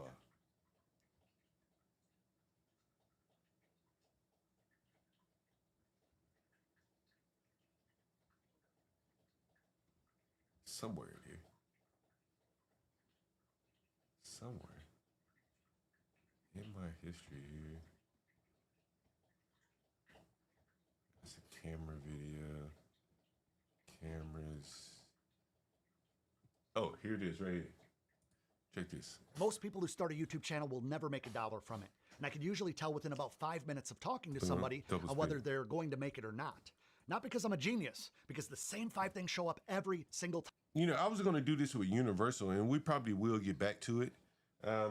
This is a video, and he's talking about there's so many streamers, people that stream on YouTube, and he's saying most of them will never make any money, right? And he's saying, here are the 5 signs he says you'll never make any money on YouTube. And so it was an interesting video. I don't think it's that long, 17 minutes. Time in those conversations. So today, I'm going to take the guesswork out of it for you, and I'm going to show you that test, the one that I run in my head when I'm talking to creators. There's 5 questions that I want you guys to score yourself on, 1 through 5 for your answers, 5 being good, 1 being bad. And at the end, you're going to add up your score, and I'm going to tell you exactly where you stand, what your chances are, and what to do about it. So get your notes app open on your phone or a pen and paper, whatever you prefer, and let's get into it. So I didn't make any real money on YouTube for 8 years. 8 years of posting videos before I had anything worth talking about in terms of income. Now, when I did start making money, I would still leave ads off a ton of my videos because back then, not nearly as many creators were monetized. Ads they had a stigma around them, and I wanted to get people into the content as fast as possible without having to sit through an ad first. Now, because my videos were feeding my business, I didn't really care about the revenue. I just needed the attention. I just needed the traffic. But once my channel did get into real momentum, that's when I did turn the ads on across my entire channel, all of the videos. And back then, that channel averaged on the low side $3,000 a month. Real average was about $5,000 a month, and my best month ever in terms of AdSense was about $12,000, just over. But even that paled in comparison to what I was making from sponsorships, affiliate deals. The actual business of before, just whether it's the camera gear, happen. You might make your money back maybe within a year. You might not. But the people who pour into what they're doing, they focus on the process. They obsess over that rather than the paycheck. Those are the ones that, like, 99 out of 100 times get paid the fastest. I know it's backwards, but it's true. And with that being said, here's your first question. Remember, you need to be scoring yourself on these. If YouTube paid you absolutely nothing, would you still be making videos? Would you still be excited to hit record? Would you still be eager to get into an edit? If you score a 1 on this, that means that you'd quit tomorrow, you'd lose interest, and you'd be over it before this video's even over.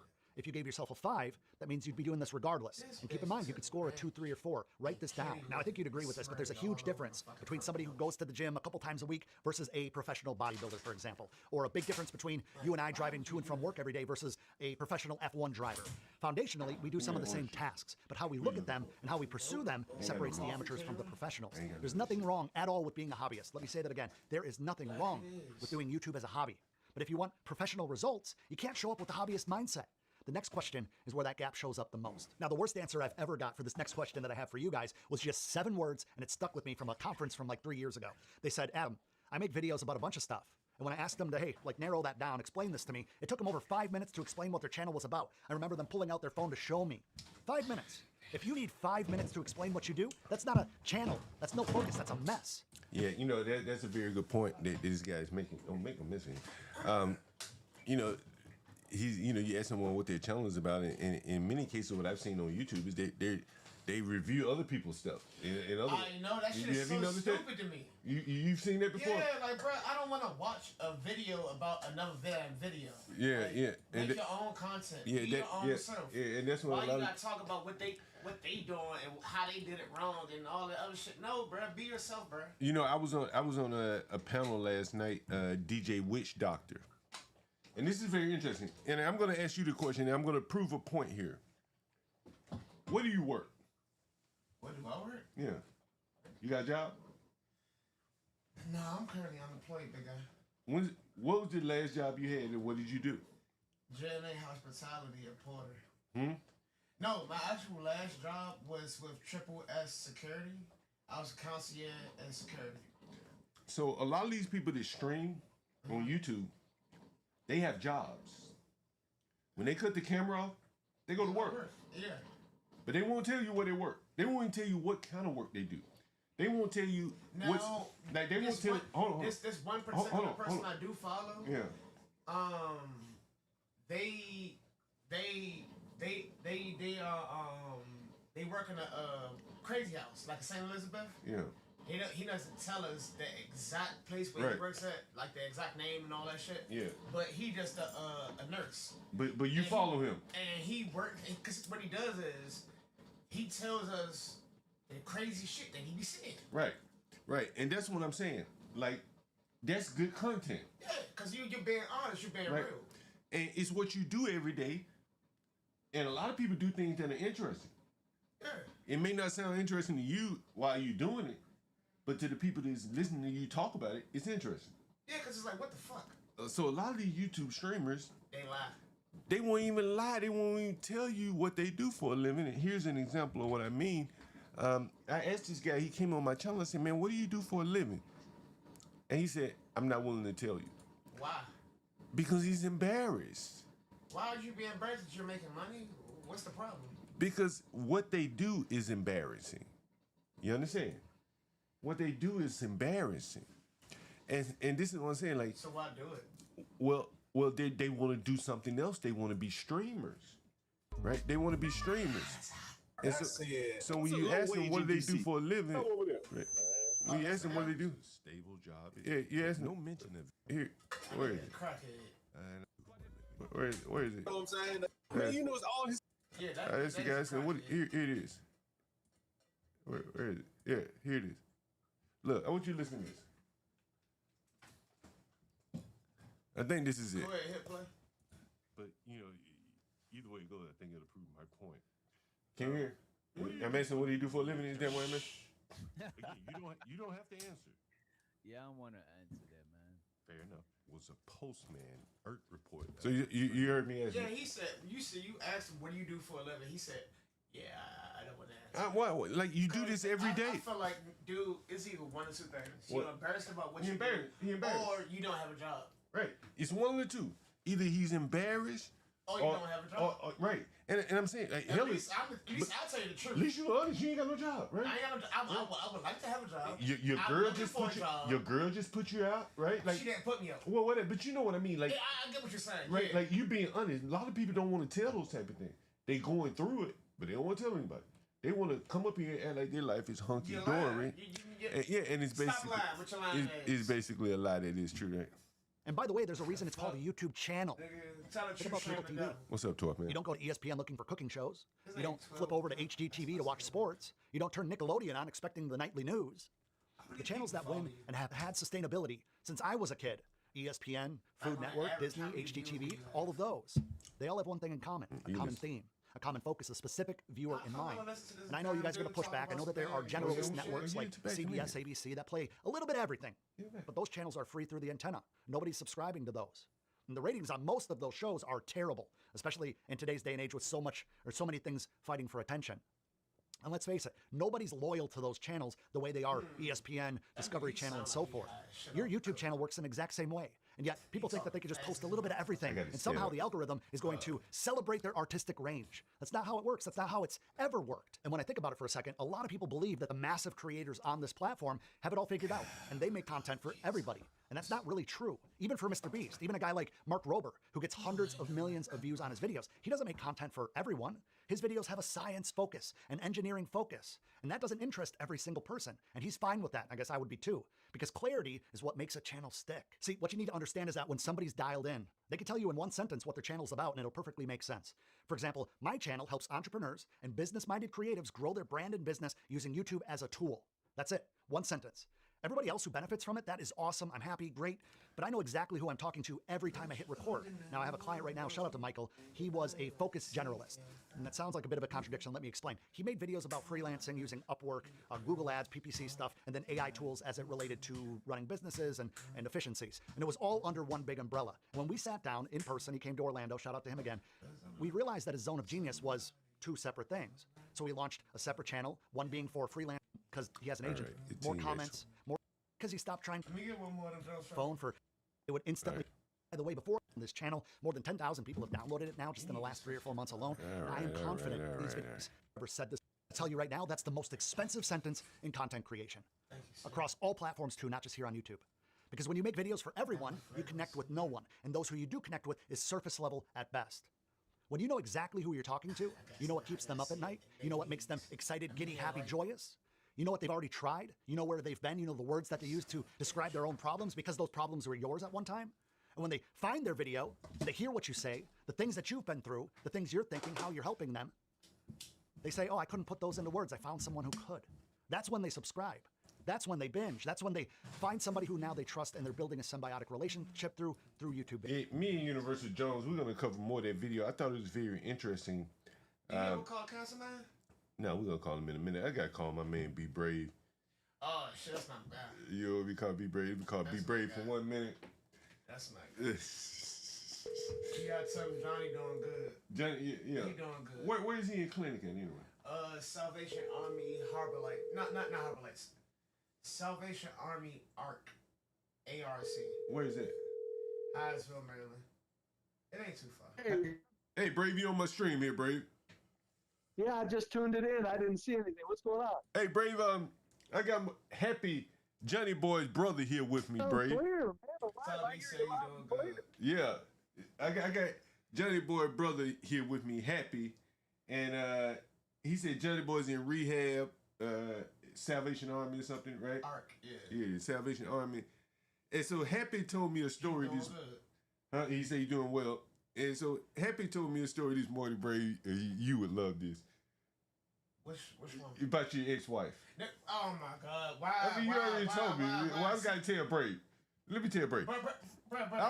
It's already on the stream. You can watch it. So what? But let me tell Brave. Hold on. So ahead. basically, Brave, Happy lives with his ex-wife with their children, and she says, "I got me a man for the week because the children are out of town." Correct? Mm-hmm. And she said, "You gotta get your ass up out of here for the week." Mm-hmm. Correct? Okay. And so that's kind of the black dynamics that I swear to God. I try to explain to people, Brave. Mr. John, you're not doing this shit. So hold on, and so then he called a guy who was looking for a room. He said he's a sex offender, right? You right? You can hear it on the channel. And the guy says, "I went to prison for pimping." He extorted a woman who had sex with her brother a couple times and had her out here turning tricks so as to keep from being exposed. $1,000. So with $1,000 a month. So he went to prison for extortion. They couldn't tie him to pimping because he wasn't pimping her out. She was just paying him to keep her little secret. So in the black community, what we've heard here is incest relationship. No, she's not black. She's Asian. Oh, she was Asian. Yeah. Oops. She was having sex with her brother. Yeah, her name is Knock. Knock, and she was having whoa. Yeah. And he pimped out. He extorted this Asian woman. Yeah. Yeah. Wow. And so he went to prison for 12 years for that, Brave. But he sounded like a decent guy.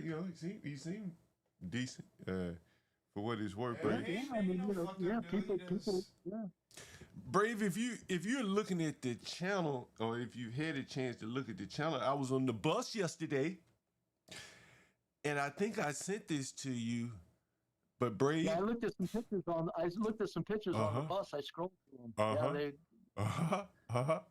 Last night I was on DJ Witch Doctor, and they were trying to argue me down that there is no problem with the black women and how they look. They say ain't no problem with we doing just fine. And so Brave. What? So Brave. Yeah. So this is what I saw on the bus yesterday. The blacks said we doing just fine. Hold on, you got some? I'm on the front wheel. You got something on the screen? Yeah, I got it on the screen, Brave. These are the black women that I saw on the train. It now. Okay. These are the black women I saw on the train yesterday, Brave. Look at that, Brave. Look at that. Hold on, let me mute this.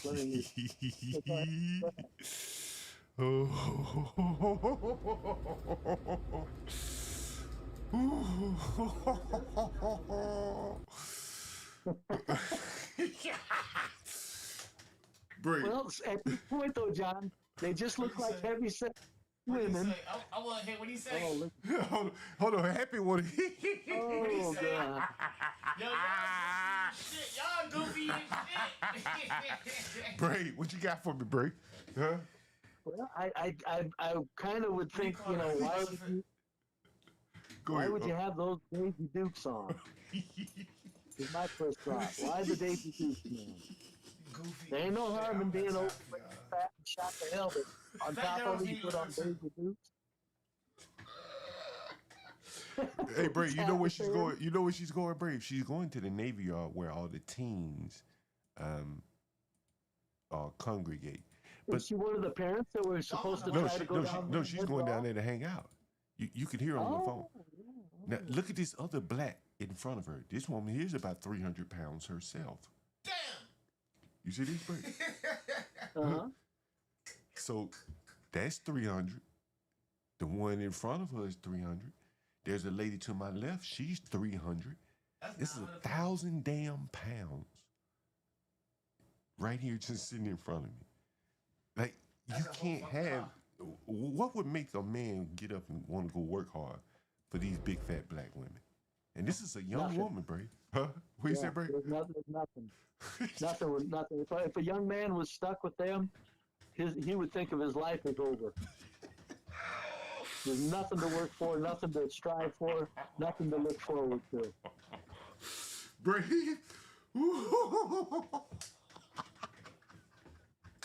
And do you see the little skinny white girl? The young dude would have to close his eyes, even if he let her pleasure him somehow. He couldn't look at it. Look at the little skinny white girls, Bray. Look at the little skinny white girl, Bray. And then you look at that big, humongous black woman. And they're all going to the same places, all going to hang out, or coming from work or something like that. I mean, it's like two different people. And so last night, again, I'm on DJ Witch Doctor's channel, and I'm saying, like, look, we got a problem with how ugly these women are. And Hood Conservative said he called it a beauty desert. And that's pretty funny. And he said, man, you guys got to admit that with these women this ugly, he said with these women this ugly, Brave, he said you got to admit that there's a problem, right? He said you just got to admit it. There is, yeah, right. There is. There's no sense in it. It's too large of numbers. It's like okay, one here and one there, but it's just like what, 7 out of 10? Come on. And so, when I saw this yesterday, Brave, I thought about you, and I said, man, this woman here look at those legs, Brave. I know. Nothing there, man. There's no drive, no stride, no motivation for a man. Nothing. And then I wanted to how old do you think these women were, in their 30s? No, this woman in her 20s. She may be in her teens. She may be like 19. Are you sure? Yeah. Are you sure? Yeah, because I heard her conversation. I'm sitting behind her. She's on the phone, like on Twitter, Instagram. This is a very young woman. She was meeting up with some girlfriends or something. Somebody said, leave them sisters alone. They're not bothering nobody. They damn sure not. They're not bothering anybody, but what they're doing is they're destroying their culture because your young men are motivated by curves and beauty and soft and sweetness. So they're basically throwing a wrench in the natural order. And Brave, so here's the next thing. What's up? Go upstairs, you baby. I just wanted to make sure. I wanted to let you know. And so here's the next thing here, Brave. I want to show you. Here's a text message that I received the other day from the man that had been in prison for 36 years. Here's the text message that he sent me. I'll read it for you because it's kind of in Ebonics here. He's saying, so I missed his call. And I had said, hey, can I call you later? I was in the doctor's office. He writes me back. He said, hey, you keep saying that. I don't know if you are on a scam move or not, but all of a sudden you're too busy now. Please, don't do that because don't play it. I don't play it all. 37 years don't mean nothing to me. Do you know what he's saying right there, Brady? Goddamn, was he threatening you? Yeah. He said, I've been in prison 37 years, nigga. Don't make me go back. Them 36 didn't mean nothing to me. Jesus Christ. This is probably 60. What I try to explain to you, Brady, is blacks go to violence instinctively, reflexively, no matter how old they get. This is a 60-something-year-old man threatening me over a missed phone call. And he has cancer, Brady.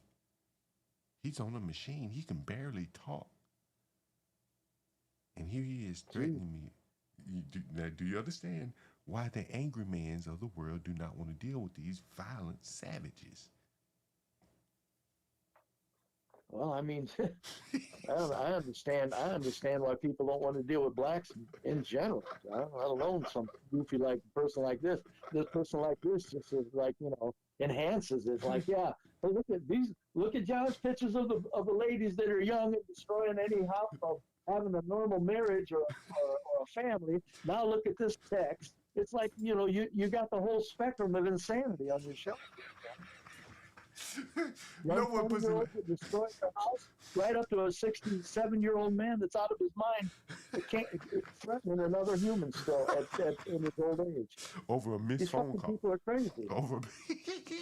Over a missed phone call, right? This is over a missed phone call. Yeah, this ain't as if you took a deposit and wouldn't give it back. Right. And he, I was in the doctor's office. I can't take the phone call 24/7. But the low trust of the blacks, where they don't trust each other, and a missed phone call, you trying to scam me, right? You trying to scam me, and Jesus. You see what I'm saying? This is why they can't have anything. These are the components of why they are impoverished.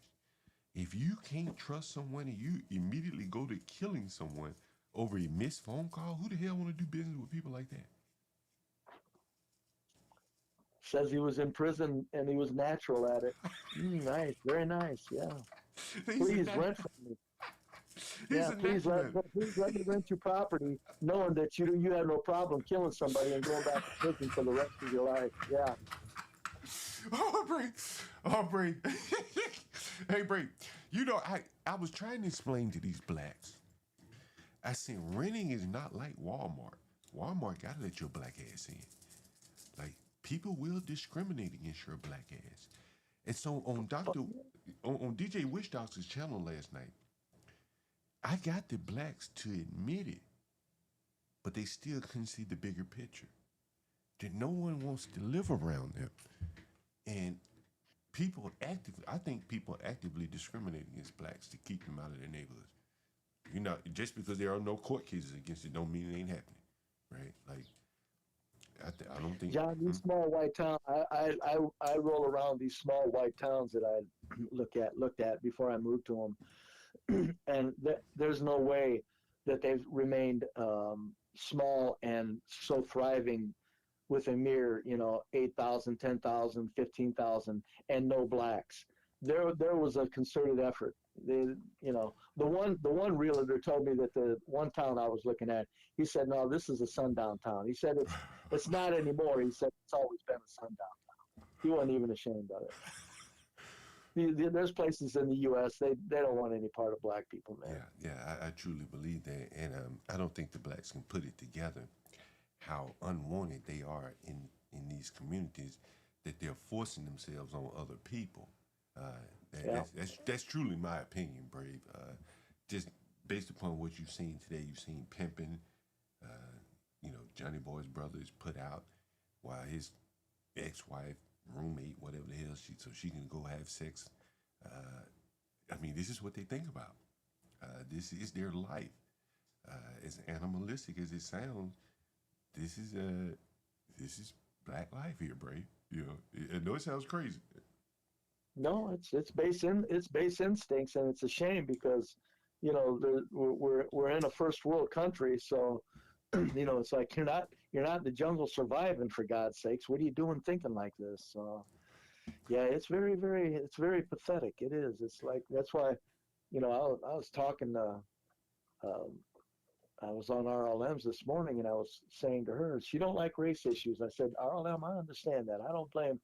There's a lot of people that don't want to talk about race, and I said, I don't blame you a bit.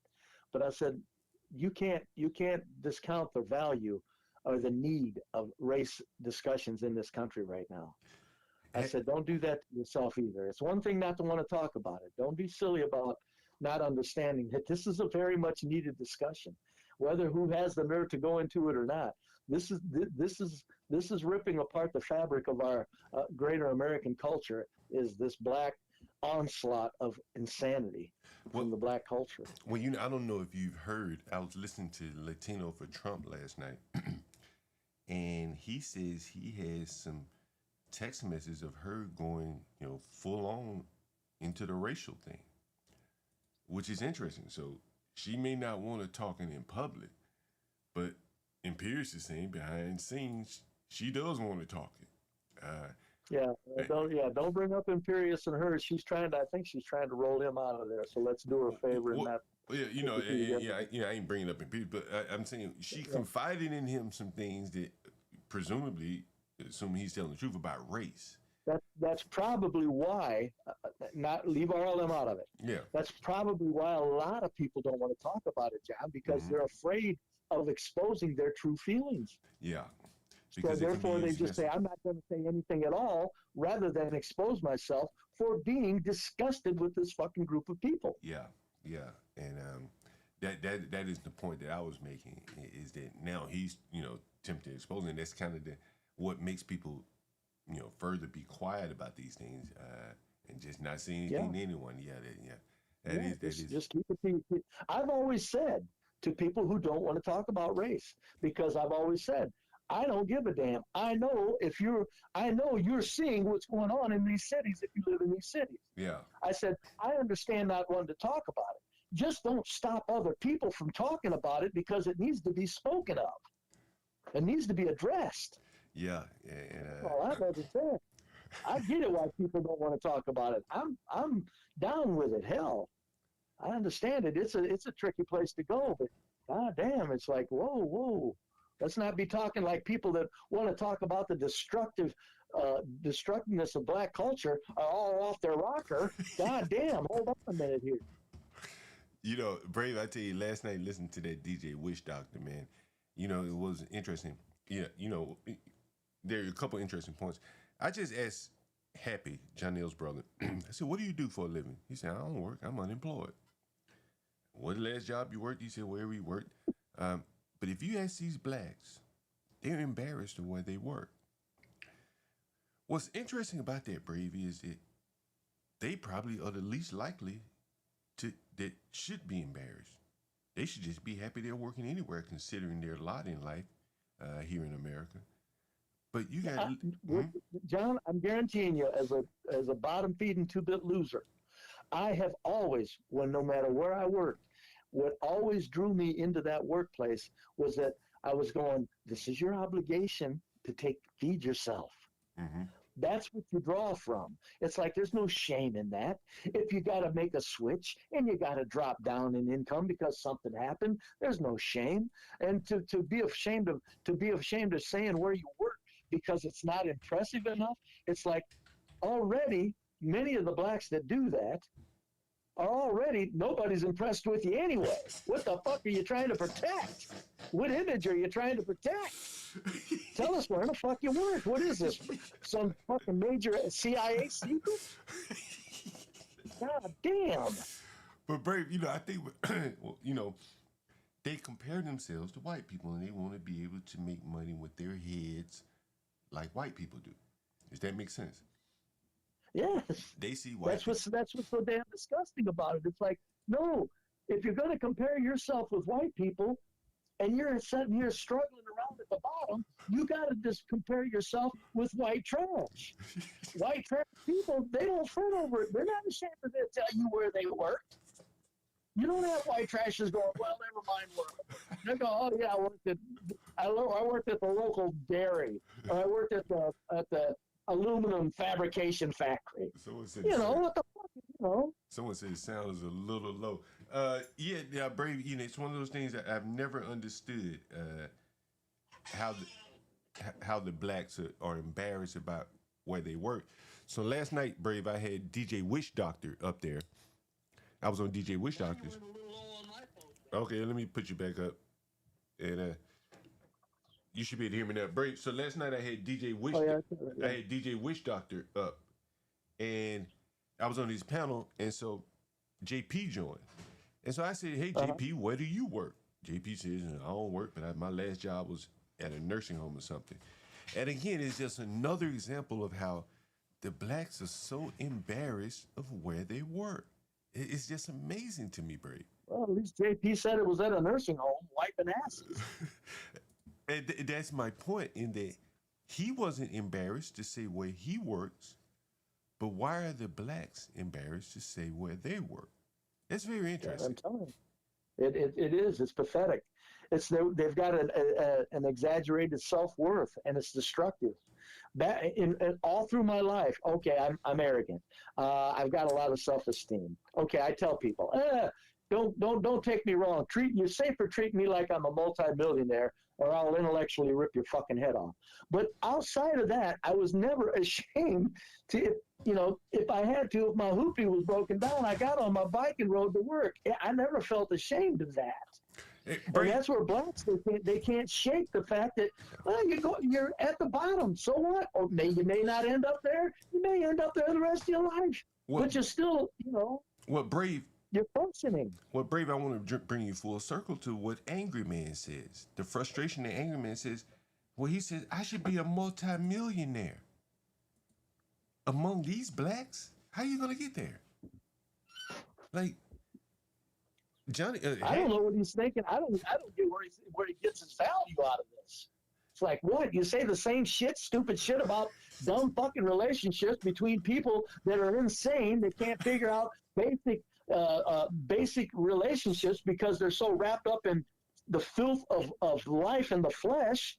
What? And you say that over and over. Why should you be a fucking millionaire? God damn. Angry Man, it is really a shame that Angry Man and us aren't more aligned, Brave, because he has destroyed the black community in ways that I wouldn't even go there. He equated them to being like dogs. And he says that the dog may look normal, but the temperament of that dog could be off. And he was saying that a lot of blacks look normal, but they've been inbred. And this is Angry Man's words, not mine. He says they've been inbred, and they're like dogs now. They have bad temperaments, but they just look normal. And I said, man, that's some strong, provocative words from Angry Man, don't you think, Brady? Yeah. Well, they are.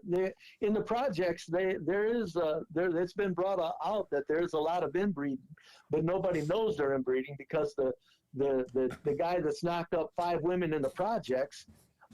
When those kids grow up, they're dating each other from that same father. So I mean, there has to be a certain factor of inbreed as far as the destruction of IQ in the black community. You're saying exactly what Angry Man says. Angry Man, he gave an example of people in the projects just going around screwing all day, and they're having children. And he says that this is Angry Man's words. And I'm saying, this is the same thing that someone like you would say. And it is so interesting how you and Angry Man are probably much more aligned than, say, him and Izzy Bands. And so I heard him the other day in frustration trying to tell Izzy Bands. And this is very interesting, Brave. And I'm going to play it for you and the audience. And because I have Happy here. You said you about to show them the one you showed me this morning? I'm about to play the one where he says... What he co-signing. So what difference... Here it is. And what he says, he says, I told Izzy Bands. Oh, yeah, I should be. He said, it doesn't matter what you do. Because he said, blacks are so terrible, 50% of us are so bad, that they're destroying the opportunities for the other 50%. And this is Angry Man. Explain to Izzy Bands that day. It don't matter how many good black people because they do shit like this.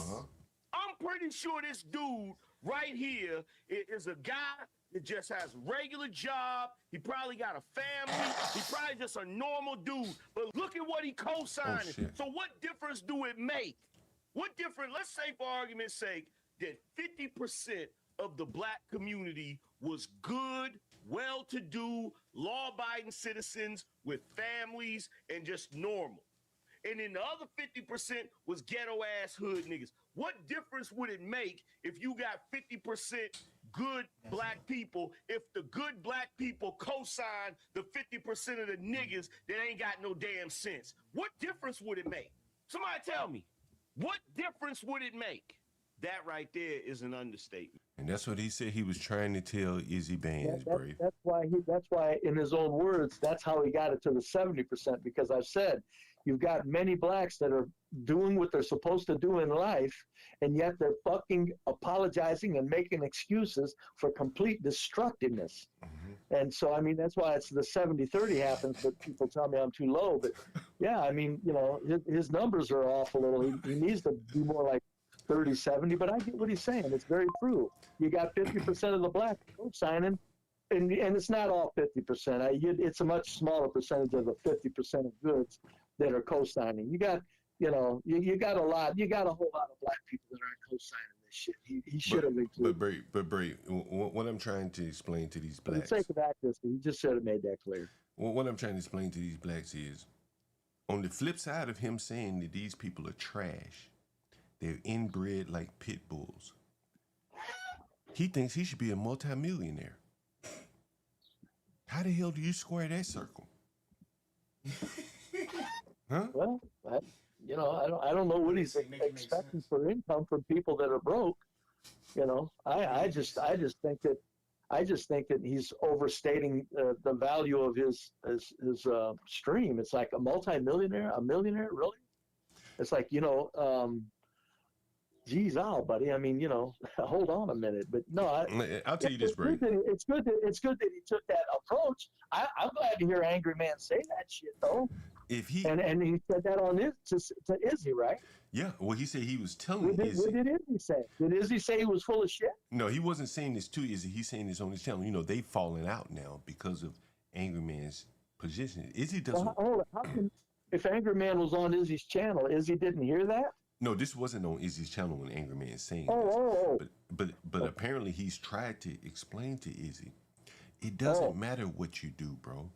The rest of the blacks are so terrible, they're just going to drag you down anyway. Yeah, that's what it is. Right? And so now... Well, I've been trying to tell blacks on these streets, I've been saying, look, white people have control of their white trash. We do. Blacks have to understand that. There's a matter of control of your trash, and your trash will fall in line. But now, I don't know, it might be too late for blacks because not only do the black trash behavior overrule, there's people that are backing that behavior in very high places with the power of the media, propping them up and making blacks feel very justifiable in their pissing and moaning and saying, this is Whitey's fault. So, I think the blacks that want to take control of their black trash have a whole different battle ahead of them than the whites did that took control of their white trash. In other words, when the white trash took control of the white people took control of their white trash 100 years ago, they didn't have a fifth column knocking them in the back of the head like decent blacks have now when decent blacks try to call out fucking black trash behavior. Yeah, it's like the black trash now have eggshells around them. Nobody can say anything, including blacks really can't. You know what I take? You know how I take Angry Man's rant, Brave. To be honest with you, how's that? It's frustration. Yes. He's saying, look, I'm a member of this stupid ass race. This all fucked up, right? And I want you to listen to this.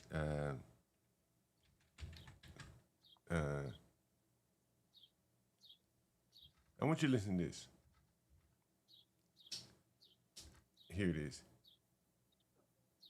Here's Angry Man.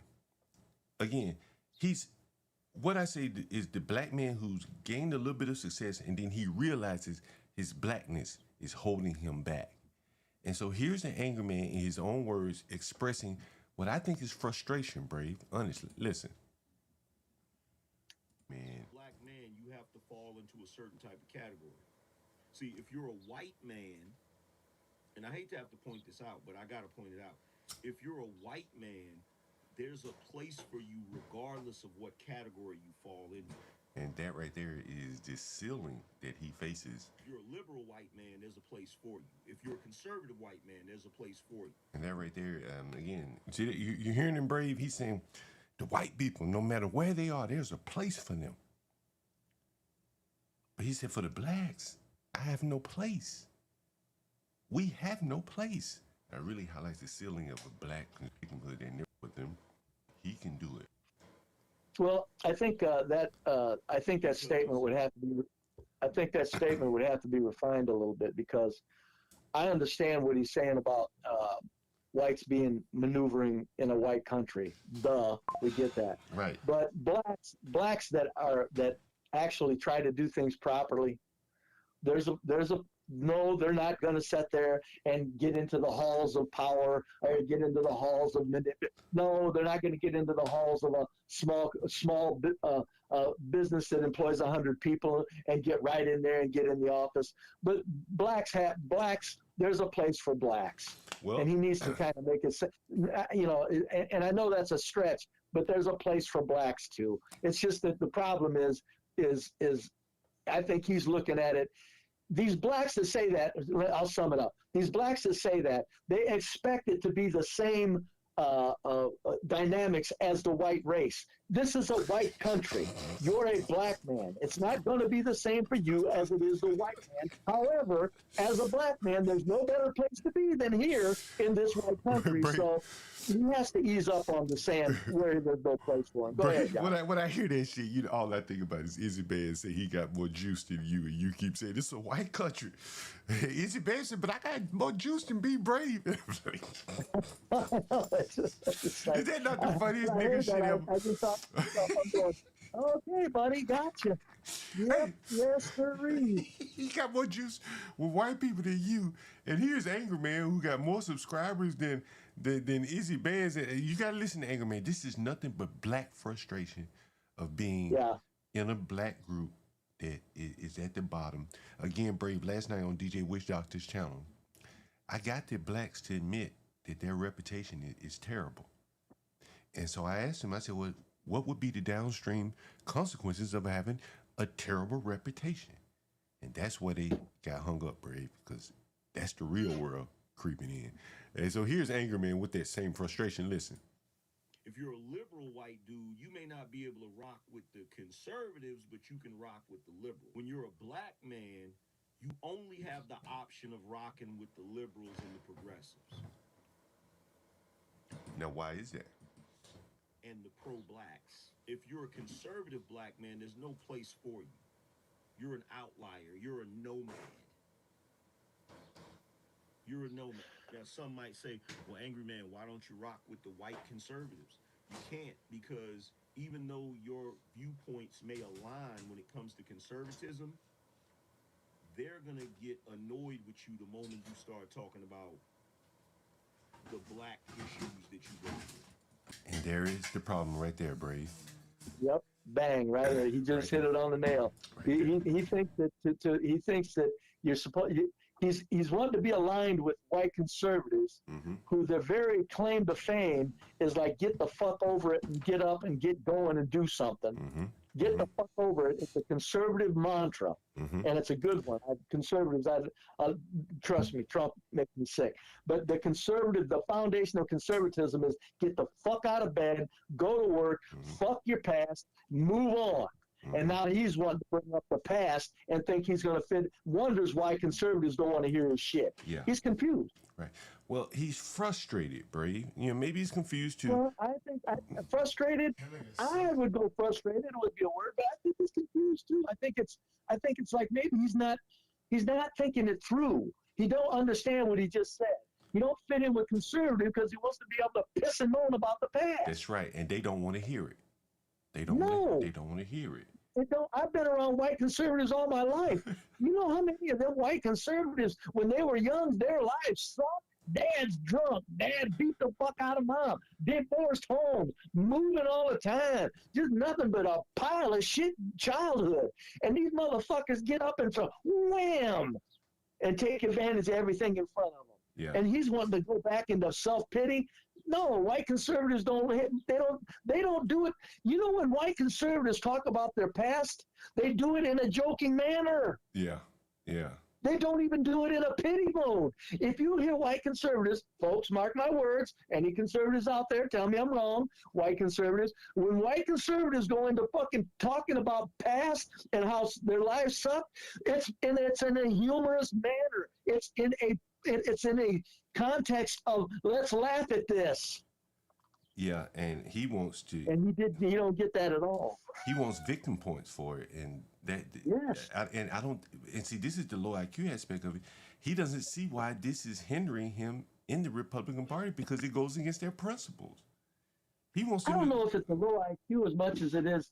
he's brainwashed. He's so wrapped up in the pity party itself that he doesn't understand that even though he's describing black plight, he don't understand that he's up to his neck in the very psychology that he's trying to describe as bad.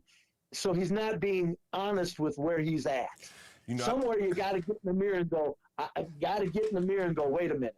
These two things don't go together. You don't get to talk about how fucked up blacks are and then think you can get in with white conservatives and talk about how fucked up black life is. But you know what's interesting? None of that goes together. What's interesting, again, these people are living in like a whole contradiction, because the first clip I played of Angry Man, what was he saying? He said he don't care about these savage blacks, right? Isn't that what he said? And that's right. What pissed me off. He said he doesn't care about their plight. Because how you gonna say that you don't care about a demographic of people that you are a part of? Right, and said there he is. Make it make sense. Right, he's saying how but the Angry Man is saying I don't care about Happy's plight, but I want the Republicans to care about my plight. Now that don't make sense right there. You can't square that. They say fuck you too. Right, they're gonna, as Happy would say, and he said fuck you too. They would tell you fuck you. We don't want to hear what you got to say. Hear your plight. Yeah, for the sake of consistency. Yeah. Happy said you just a nigga with a little bit more. If Angry Man gets to talk about saying, and he should, because I'd be the same way. Fuck you, get up, do something different, or else stay in your fucking mud hole. But he wants recognition for the goddamn poor Angry Man experience. It's like, get the fuck out of here. Happy said he just a nigga with a. As a bottom-feeding, two-bit losing white person, John, I'm around a lot of fucking bottom-feeding, two-bit loser whites that turned out just fine.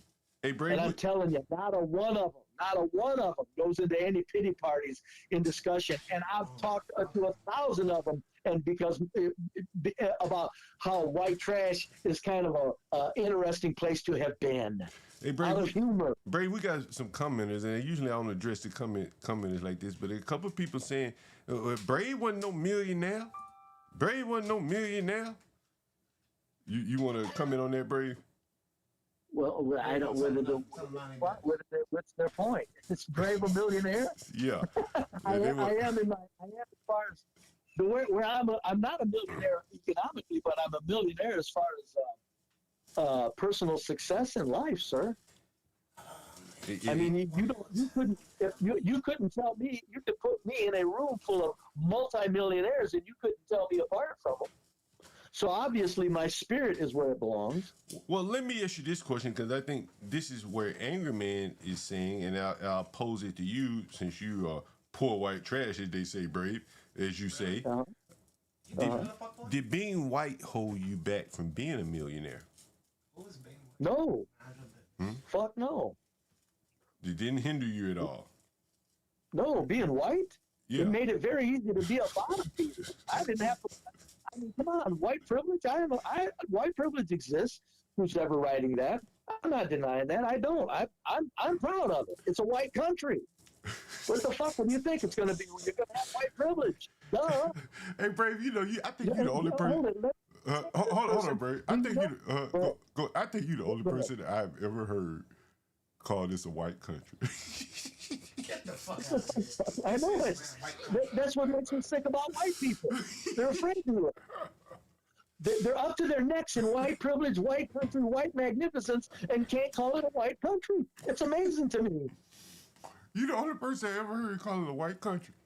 The goddamn white country. I don't know. It may not be for much longer, so good. But my point is, I'm 71 years old. I can't guarantee you. This is white country. Trust me, this white country. Everybody that's here did real well because of it. Every motherfucking other group of people did real well because of it. Oh, except for blacks. You know, Brave. Brave. I think by you saying that, honestly, it really shows a pride in your race, like what your race has accomplished. The Mexicans, the Mexicans are the same way. They like, we work hard. When I went Asian, many of them.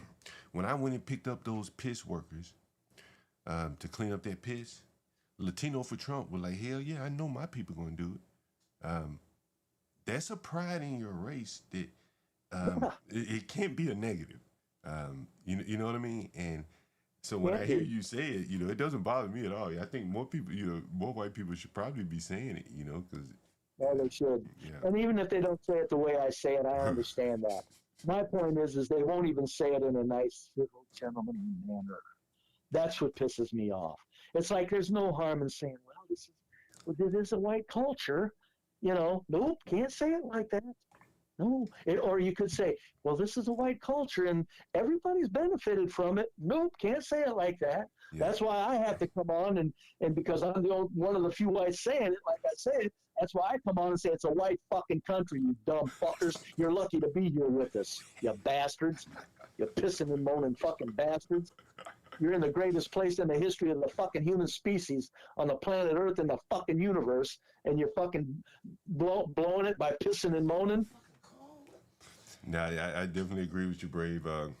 I think even Happy would agree with you there. The whites make what do you think about whites in this country? They fucked up. You think white people fucked up? Yeah. How so? Look what they did to everyone. I'm talking about right now. Not 100, 400 years ago. No, I'm talking about right now. Yeah, you think white people fucked up? I think they're fucked up to the point where as though anytime that me myself personally get on the train, I'm going to go holler at one of my little So when you get on the train, what? Oh, you got a phone call? All right. Anyway, you about to tell some story. Yeah, get on the train. Hell, who created the train? Black man. Yeah, black man created the trains, he said, Brave. Yeah, got it. I know, that's what what can you do? Happy, what can we do with you, buddy? You're a lost soul, you're a lost soul. That Salvation Army that your brother is in, who created the Salvation? Who's feeding? Hold on, what'd you say? Who created genocide? Oh, he's a genocide. Yeah, okay, maybe a white man did that. Anyway. No, hold it down. Anytime somebody says that, all races were involved in genocide. All races involved in that. That is true too. Because every race has a killing field. Happy. Every race has a killing field. Try that shit on somebody else. I can't with y'all, man. He's a we irritated Brave. He gave up. Brave. You better leave him alone. Brave, I gotta call this cancer patient, and I need to call this. I just ran into a pretty young. Ooh, her hair's so wavy. Brave, have mercy. I mean, that shit down her back, it is wavy. She's not black, but she ain't white either. But boy, she is light skinned. Well, she ain't even light skinned. She's, that mixed look. Very, very pretty woman. Wonder why she isn't married with a beautiful self. She's very young. She may be in her early 20s. But she didn't look very shapely. Or at least the pants that she had on didn't really accentuate. But boy, you can be awful pretty if you don't have that hourglass. You're going to go. You're not going to be that sought after. Yeah. Find the men that got. But the point is yeah. So where'd you rent to her at? In your rough side of town or the smooth side? Man. You can't have that girl. Man, that girl over here would get mauled, man. Like there are no pretty women over here like that. I mean, literally none. When I tell you none, huh? Would her servant call it? Would her servant call it? It's a beauty desert. I gotta remember that. And so son of a bitch, that's such an accurate description. And so the pretty they women talk about food deserts, which is bullshit, but nothing about the complete hardcore concrete. Hey, Bray, this my hold on, this is my real estate agent. Hold on, I'm gonna put you on the phone with him. Hold on. Hey, Mr. Mars, you on my YouTube channel with John Galt here. I'm merging you in. And hey, what's going on, man? Hey, Mr. Mars, you on my YouTube channel. This is John Galt. I have a white guy who's interested in real estate talks and stuff. Be brave. You want to ask him a question? This is my real estate agent, my personal real estate agent. In Washington, D.C.? Yeah. Well, as somebody who is understanding what, like John Galt understands also, that blacks are making it very hard for other blacks to deal in real estate. Is it getting worse or is it getting better, sir? Is it are blacks is the negative behavior of blacks getting worse in this day and age, or is it leveled out, or is it getting better? Sir, that's a sociopathic question. I deal with real estate. Well, let me rephrase it for him, Mr. Morris. You know, we having the teen curfew issues here in D.C. We have what? Say that again, sir. You know, we having the teen curfew issues here in D.C. Yes, sir. Right, and you know, we live on the same side of town. We don't live far from each other, and so on this side of town, you know, this is more the black side of town. That's fair, right? And so from a white buyer's perspective. Quick question. John, did he mean sociopathic or socioeconomic? I don't know. You'd have to ask him, but let me boil it down. Do you find that people are hesitant to move over here because of the crime and violence? Of course. No, sir. Really? No, sir, not at all. We're the last Damn, we lost somebody. Damn. The damn phone dropped. Damn. God damn. Oh, damn, my phone call dropped. God damn, Damn.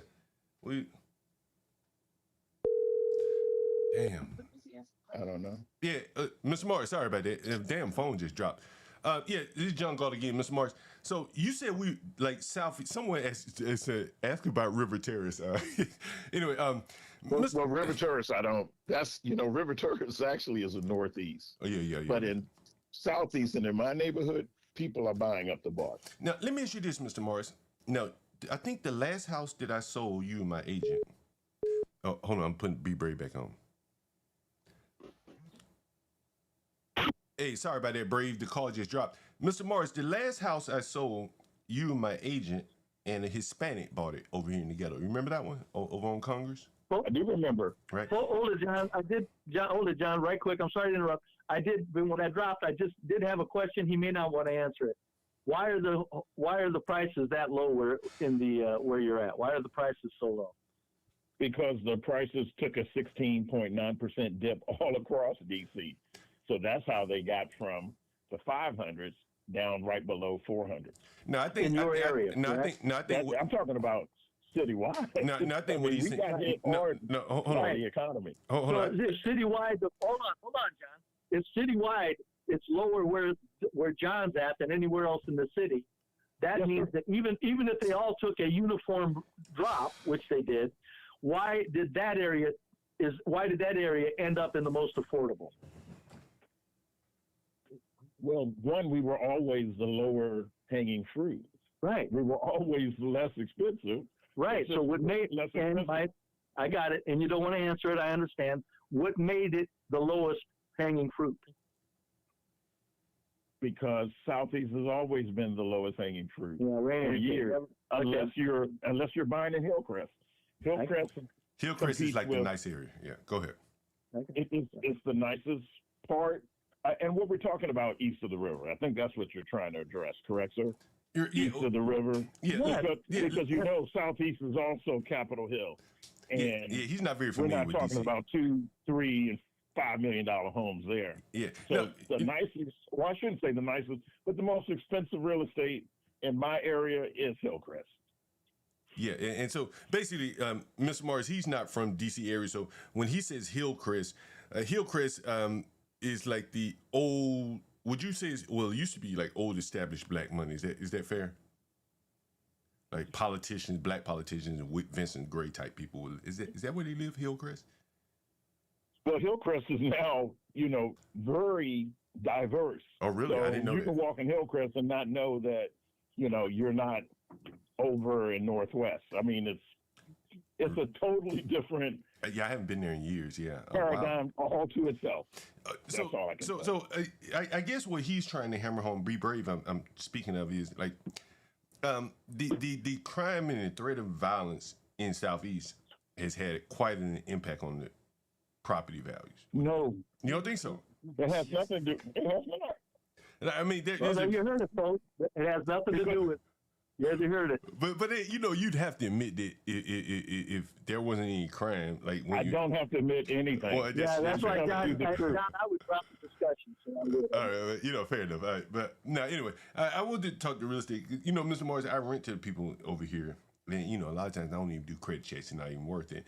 But in the Northwest side, you know, the rents are a little bit more expensive. And the people do express fear of crime and, you know, their lack of amenities and things like that. When, you know, no one wants to see the corner of Martin Luther King and Malcolm.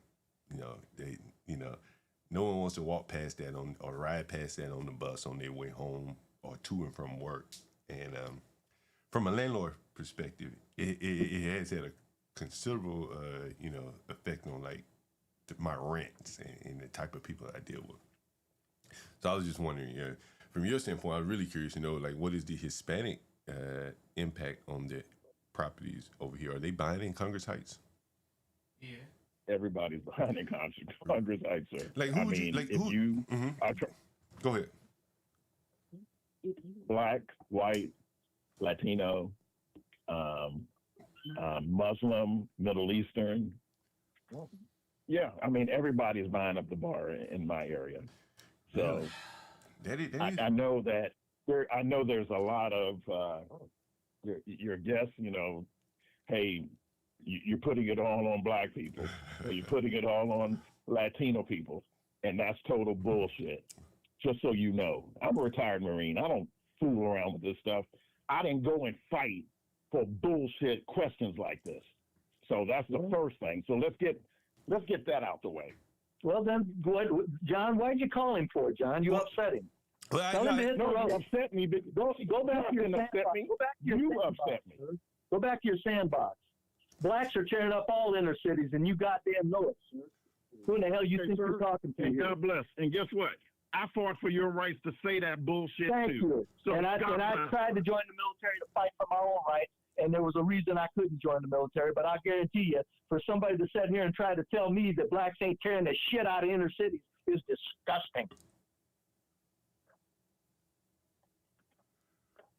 Well, Mr. Moore, I didn't mean to get you embroiled early in the morning. Yeah, well, you sure did. I don't know what you were thinking, John. That guy's in denial. Why would you put somebody in denial in with a couple of dudes wanting to talk truth? Boy, you're a troublemaking bastard, John. Motherfucking trouble is making motherfucker out of this all my life. Because I ain't going to fucking back off. These blacks are tearing up the city. The reason the goddamn house is stuck at prices in the lowest is because of black fucking idiots. Ain't no other goddamn reason. You know, Brave, I'm going to tell you, man. Fuck sit there denying that shit. God, that's disgusting. You know. What kind of life must it be to sit there before your very eyes to see the reality and deny it? Boy, I tell you. Tell him I'm sorry, John. I didn't mean that. I just having fun. Brave, he hung up, by the way. Brave, I know he did. I just said that. I'd have said different. You know what's interesting, Brave, is that when I asked the question, what are you going to do when he stops being your realtor, John? I mean, I think, realtors always need business, But you know what's interesting? That's true. I think it's need for, you know what's override passion. Okay, that's good. You know what's interesting? You know what's interesting, though, Brave? Is I was asking the question to him. Happy in the back was reflexively, hell yeah, they fuck up the neighborhood. That's what I'm saying. It's just I didn't mean to. I just like when he goes like, well, it's just the lowest thing, and when he goes into his explanations of why the property was low, minus any realities, I'm going, oh God, I'm a bottom two-bit loser. You think I got to play in your imagination game, sir? God damn, I'm about real life. I tell you, man. He probably has an image to uphold in the community. I get it. But I tell you, man. Again, whatever the case may be, this is kind of the angry man dilemma, because he can't even wink and nod or do whatever the white people body language. I know what's going on, right? Yeah, I know it. You understand? And very well put, John. At least just kind of like refer to it a little bit, because you know what the reason is. Right. I shouldn't have asked you the question, but it's just the way he put it, the way he's talked, like, oh, this is we have the lowest property values here, and he said that as like it's honorable. The reason those property values are the lowest is because they're just being destroyed. Yeah, and that's for the blacks, it's a very difficult thing to it's very difficult, as you just saw, as we all just saw here, Brave. That's very interesting. And here is a man, again, who has clients who are expecting him to give them the real deal on what's going on, right? And there's a mental block there where he can't give them the skinny. And so that prevents him from being the most effective real estate agent. You'd have to say that's fair, right? It certainly would. I could see how he can be a real estate agent living in denying the truth. I can see how he can do it. But you're right, John. There's certain people, don't if they're sitting there and they're wanting to buy rental property because ain't nobody buying the fucking homes to live there, and they got money to invest. You might not want to talk in a fucking world of delusion. I mean, I get it. He gets away with it because probably it's so politically incorrect to be real. But the person with the money and the education and the person that has that kind of wherewithal and that kind of success is still a person with brains that's going, in the back of their mind, they're going, you're a dipshit fucking real estate agent. I mean, that's not a good thing to do.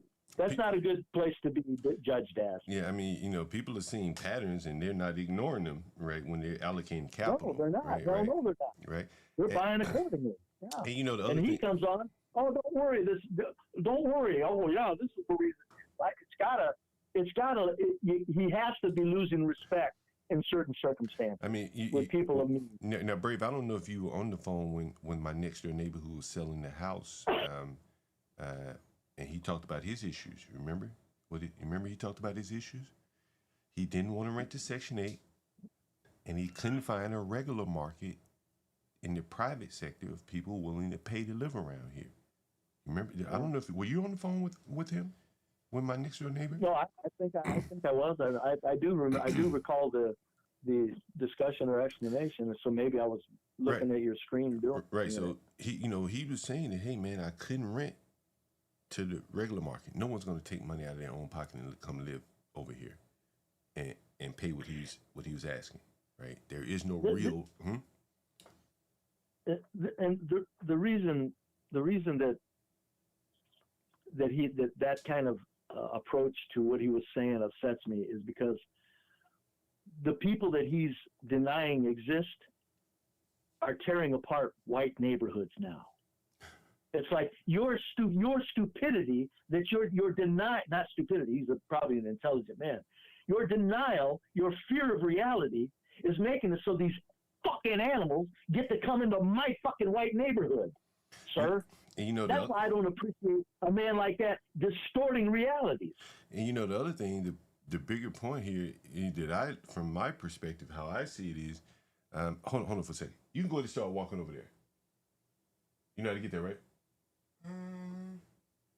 Yeah, you know how to get there? Yeah, I know. Go ahead and start walking. You need some money? Please.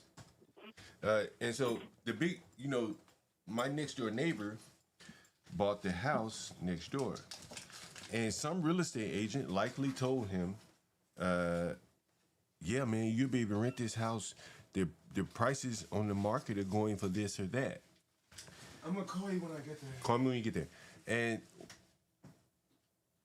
a newbie investor, you remember you talked to him because you said, man, you should have been talked to John. I think you said that to him. Yeah, right? I remember telling him, I said, man, you should have got some inside info, buddy. Right. So some real estate agent probably told him, yeah, man, you'll be able to rent this house for X amount of money on Section 8 or in the private sector. In reality, I bet the real estate agent didn't tell him of his real estate agent didn't tell him at all of the reality of the That's correct, right? And in doing so, this man lost money, right? He lost money because he didn't know the truth. No one told him the truth. And I could see, this, agent, Mr. Morris, doing something similar. A young person come looking to get in the real estate game over here, and he can't be all the way honest with them and say, hey, man, you're not going to find a private market of renters. You're going to have to deal with Section 8. Are you ready to deal with that? That's brutal honesty. Yes, and he had that, and he should have been told that. Right. You know what I mean? But they can't, because what would happen is the wrong person that's looking to buy the fucking house wants to go ahead and get some money in a fucking lawsuit. Yeah. They'll just fucking sue that real estate agent and the fucking agent, his brokerage. Yeah. So that's why that real estate can't say that for real. So basically, the black fucking disgusting fucking denial of all things concerned stops all of it from being fucking addressed. That's correct. So in this case, the person without the knowledge really stands to lose money. Could you imagine a real estate agent saying, hey, look, man, you're going to be stuck with Section 8 renters, and there's real headaches that go along with that. Yeah, that real estate agent wouldn't even have to say anything about black people. That real estate agent, if he was a broker or whoever he worked for, the person looking to buy that could have put him under some sort of legal liabilities for a lawsuit. Yeah, I wouldn't imagine. For being discriminatory. But the other thing which also plays into it is that you end up lowering your revenue, because now you're effectively lowering the property values. The guy who bought this house thinking he was going to make a mint renting to regular people, because Homeland Security is right around the corner. Literally, Brave. There are thousands of $100,000 jobs literally within a stone's throw of that liquor store. But none of those people live around here, or very few of those people live around here. But as a real estate agent, you're probably selling it to newbie type investors. You're right around the corner from Homeland Security. You're going to have plenty of high income people willing to rent your properties. In reality, that's not true. They're not. I wouldn't doubt if they didn't tell him just that too. I wouldn't doubt a bit if that the real estate agent didn't pull his leg like that. And Brave, I tell you, I have not rented to one Homeland Security worker, not even a security guard, and he's been here probably 5 years now. Not one, right? Like they're not living over here. They're making their money over here. But he can't tell you that's that. That's why I don't. People, I know, like I said earlier, I understand why a lot of white people don't want to get as passionate about it as I do. But John, I don't care. What I see when I hear your friend, the real estate agents, in denial and try to sell somebody some half-baked bullshit, it's like your half-baked bullshit results in my white neighborhoods getting fucking tore up without anybody being able to ask why are you low-life bastards tearing up every place you move to, and it's just disgusting that he don't understand that the denial that he wants to take part in for the protection of his own little fucking ego, it results in destruction of many other people's very living standards and living circumstances that is white. Yeah. It's like, don't worry about those pit bulls. What are you doing? What are you, crazy? Them pit bulls are fine. That's what he's offing. It's like, no, blacks aren't fine. They're tearing up the inner city, you motherfucker. How dare you talk like they're not? Hey, for those of you that just joined, I see NPC, the game, just joined. We had my real estate agent on the line, and Be Brave and my real estate agent got into a little discussion because my real estate agent lives in this neighborhood. And he, I got a call coming in. My real estate agent lives in this neighborhood, and he didn't really want to be honest about the crime and just the blight. Take away the crime. He didn't want to be honest about why in the hell the property values are lower there than anywhere else. That's correct. And I was going to mention some of the cities, like some of the parts of town, like Georgetown, to really highlight there's a big difference in property values between Georgetown and say Southeast DC, where this guy lives. And what's interesting, Brave, again, like all of those videos and pictures that I post online, the majority of them are in the same neighborhood where he lives and where I live. You can't tell me that that's not going to cause a problem with property values. When I mentioned the youth curfews, what did he say? He made excuses for that. You know, I was going to tell him. I was going to say, look, Bob, here, let me help you out there, Mr. Black Man, real estate agent. When whites don't want to live around white trash, they go like this. They go, there's too many white trashers there. See, that's how you do it. You don't have to be, you don't have to be so ashamed that you deny that white trash exists. You just say, I don't want to live around them. Yeah. That's all. Yeah. He could have said that, and we could all had a chuckle. When I asked him, why are the houses so low there, sir? He says, oh, hell, you know why. Hell, these blacks tearing shit up. We all three would have said, I'll be damned. Look at that. And nothing would have come up. Yeah. But no, he had to lead somebody into like some goddamn intellectual fucking confrontation about somebody's full of shit. He said sociopathic. I think he meant sociopathic rather than socioeconomic. Bastard. He knows what he said to begin with. That's what I'm saying. These black, I'm a Marine. And I'm going, ooh, for being a Marine, you sure enough fuck our fragile, Big Daddy. You sure enough fuck our fragile, dude. McNamara's Folly, bro. you ever heard of McNamara's Folly, bro? No, I'm not sure of it. It's probably who knows. It's wealthy beyond imagination. Be brave is probably wealthy beyond imagination. Call in, John. I'll let you up. yeah. Dan, let me. Oh damn! I'm getting text messages, phone. Let me see. Shit. What is this? Hold on 1 second. Yeah, the number's right here on the top of the screen. You got to go, Brave. I got to get off this phone. Yeah. All right, Brave. All right. Talk to you later, John. All right, Brave. Hey, Brave. Make sure you watch, man. I'm about to put an email up of an email that I sent 11 years ago. 11 years ago. You got it. Brave, why don't you hang on, Brave, for just 2 minutes? Hang on for 2 minutes, Brave. Can you do that? All right, go ahead. Go ahead. All right. Let me get this lined up on the screen, right? So, I don't mind being on your show. Right now, I don't want to be on this fucking phone. I don't. EMF freaks me out. Yeah, I'm about to get ready to get out of here. Anyway, take a look at this, Brave. So I said, I posted this a day ago. I said, what makes a John Galt 11 years ago, a Negro broke in my house and stole TVs from a dead man? And here's my response to the tenant on the robbery. Read closely. And so the tenant wrote me, he said, just thought I would inform you that this afternoon someone came to New York City's, that's the guy's nickname, his real name was Martin's house, busting in his door and stole his TV. I called 911. I saw the dude in his truck and gave that information to the police. They came and took the report, came to find out the house was already broken into on Monday, where it was discovered that 3 of his other TVs were stolen as well.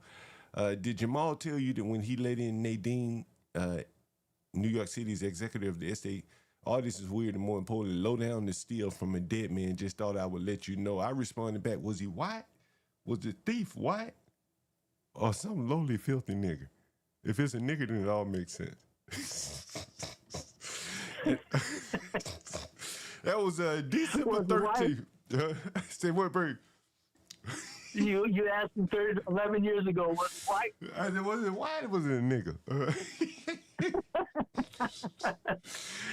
You've been running shit in and starting trouble for a long time, guys. Hey, so he wrote me back. He said, wow, that is your response? Not is everything okay, or is there anything that we need to do, or was there any significant damage? Was he white or was he a nigger? You have a lot of self-hate, yeah, that's man. a response. Yeah, because you need what you need to do when you ask that question. You're helping blacks understand this is a black thing. You white people where the white guys live, they're not fucking having just no matter what, constant disruptions of other fucking people that live around them. So it was a very good question. Was he white or was he black? I'm like you, John. I don't give a fuck what happened. I'm always saying, it was a black man, wasn't it? If I was a black man, I'd be the guy going, it's a black man, wasn't it? Look, this is what you blacks do to each other. So I need you to understand. Yes. This is what you do to each other. Yes. Right? Ain't no fucking white man do this, right? And Brave, what's so crazy is that there was a lady copying on this email Her name was Cindy, and she was an Asian tenant of mine. And I showed a room to a lady, and I showed a room to a lady, Brave. I showed a room to a black man. God is my witness. One of the saddest stories ever. And this has a black woman tangent to this. I'm gonna tell you a story. So I showed a room to a lady at this house where Cindy lives. Cindy was an Asian lady. So the black guys saw a sign that said lost dog. And I can't remember if he I guess he knew it wasn't Cindy's dog because she had her dog. He came back, he used my name to get trust. And hey, I'm here to see the room. John, scheduled an appointment with me. He came back and, sexually assaulted the Asian woman. But before he did that, he lured the black lady out of the house by telling her, hey, we found your dog. It's down on Georgia Avenue. The black lady runs out of the house thinking someone found her dog. That's when, and then the blacks come in and attack the Asian woman. Again, they could have, attacked the black woman. They could have figured out some way to attack her too. But they didn't want her. They wanted that Asian woman, right? They had a sister girl right there. And she was copying on this email here. And that was 11 years ago. A robbery and later a rape of a tenant. That's what I'm saying. John, you're living proof. There's black men that seen it their whole fucking life, and it's just like, why the denial?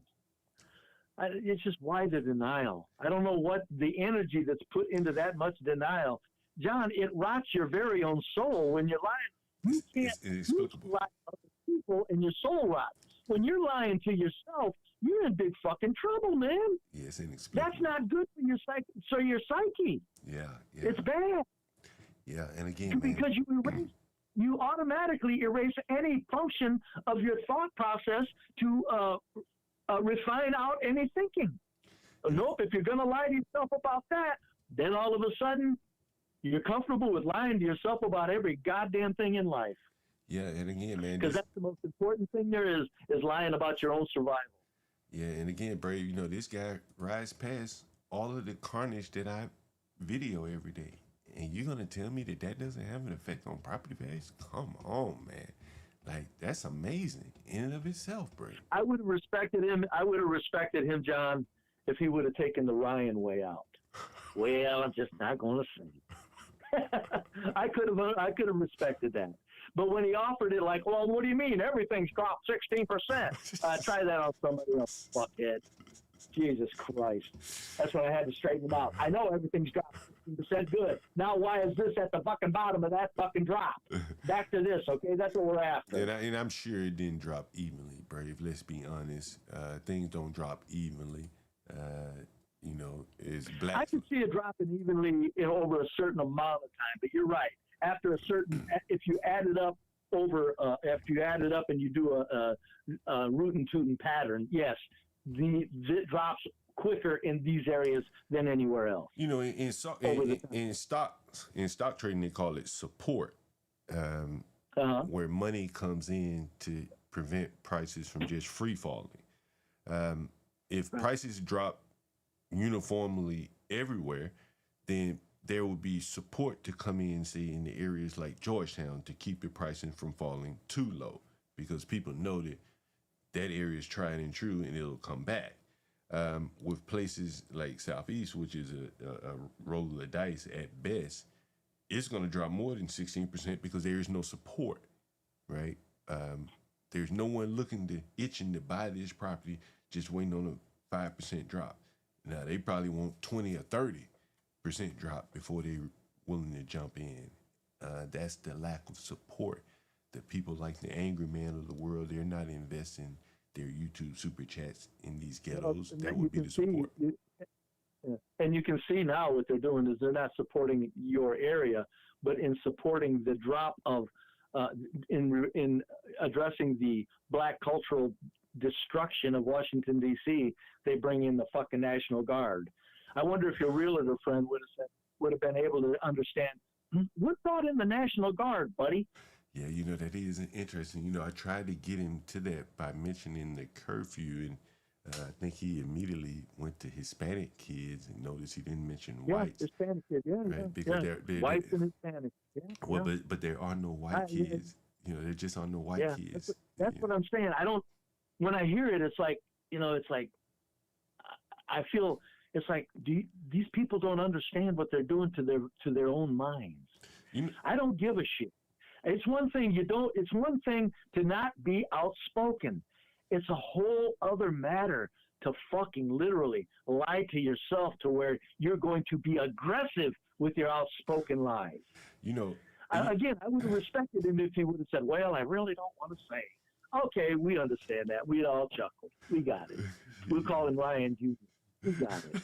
But God damn, man. To sit there and ask some shit like somebody, like, as a sociopathic question. Fuck you, man. It's a real question. You're the sociopath for fucking denying reality of fucking violent destruction, dumbass. You know what's interesting, though, If we Brave? really wanted to get down to the clinical who's being a sociopath here. Brave, you know what's interesting, though, Brave, is that how long did the Hispanics keep allowing themselves to be dragged into this?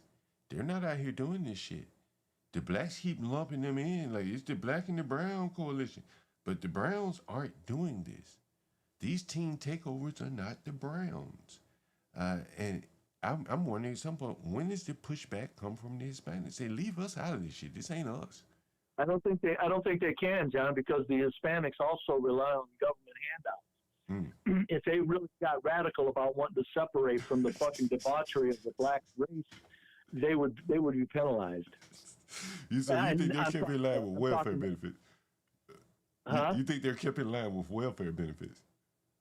Yes, very much so. It's hush money. It's hush money. That is amazing, considering how hard these people work.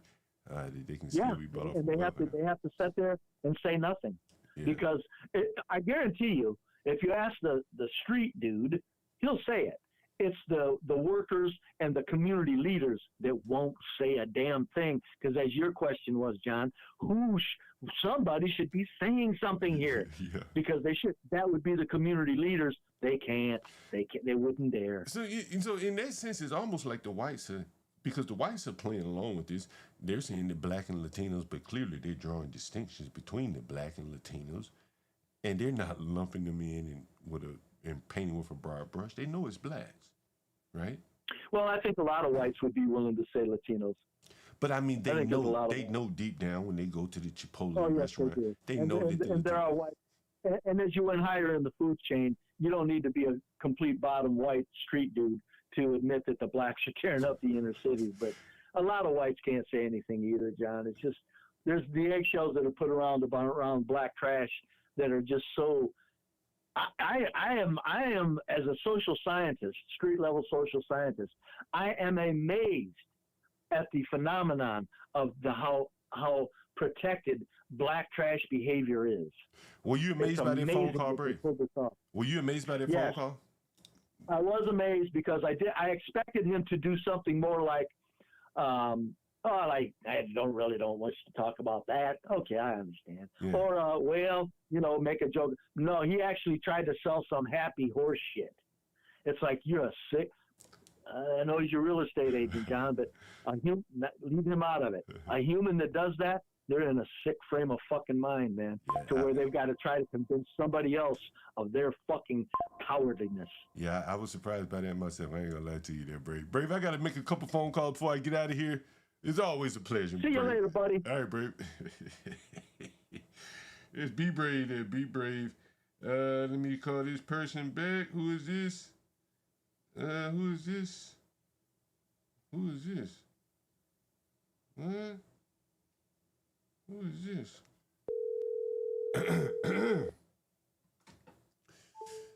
Oh. Hello. Yeah, hey, how's it going? Hi. I was just calling, because I didn't know if it was busy or not. But if you would like us both to come tomorrow, that's fine. We really just wanted to talk about payment to whoever the owner is or whatever. So I mean, if today don't work, we could. Yeah, today work. Let's get it done today, because if first come, first serve, somebody else come and get it before you. If you want it, you better come take a look at it today. You already seen pictures, right? I sent you a video, right? Yeah, you sent me the video. Yeah. Hey, So look, Okay. remind me, you working, right? Is it one or two of you? It's two of us. Okay, you a couple, two sisters, boyfriend, girlfriend, what? No, we're a couple. Okay, no kids, right? No. Okay, how old are y'all? Look, we don't do credit checks, so this is the credit check, by the way. Okay, I'm 30 and he's 29. Okay, and both of y'all working, or just one of y'all working? What? Yes. Where y'all No, work? both of us. Where y'all working? How much y'all making? He worked Amazon delivery, and Okay. I'm a teacher at 11K. Okay, all right. And how do we charge weekly? You probably don't want to pay daily. That's very expensive. So weekly, bi-weekly. They don't do monthly. So just give me a heads up on that. And right now, you want to see the basement, right? So there is no monthly. Nah, but you pay. You can stay as long as you like, but your payment terms are either weekly or bi-weekly. It really kind of up to Okay, so what is it bi-weekly? for the basement, I get the price for you, but I think it's probably gonna be. You said bi-weekly, right? Yeah. Yeah, it's probably gonna be about 600 bi-weekly, but I'll get you the exact number before you get here. Okay. That's great because like that's great. Yep. So we're looking to move like at least. But we want to move on Saturday. So if you want like cash or something, or money order. Either one works. Okay. Yeah. So what's it called? I won't be able to get to you till tomorrow though. Okay, that's fine. You want to just come All right. tomorrow then? No, that's fine. Yeah, because I just really wanted to know pricing, like, Yeah. because he already saw it. I just Yeah. really wanted to know the price. All right. So 600 bi-weekly Yeah. is definitely fine with me. And then we could work it out like that. All right, and Sounds then good. I'll come tomorrow, or he'll come tomorrow, and I'll call you in the morning. Actually, I'll text you because I know you probably like busy. I'll text you in the morning of when he'll start by, and then we can move forward from that. All Sounds right? good. All right, thank you. Mm-hmm. All right, thank you. Somebody said she paused on the children point. Did she pause? I ain't hear that pause. Damn, Lisa called me. Let me see what Lisa think about this ghetto ass lady.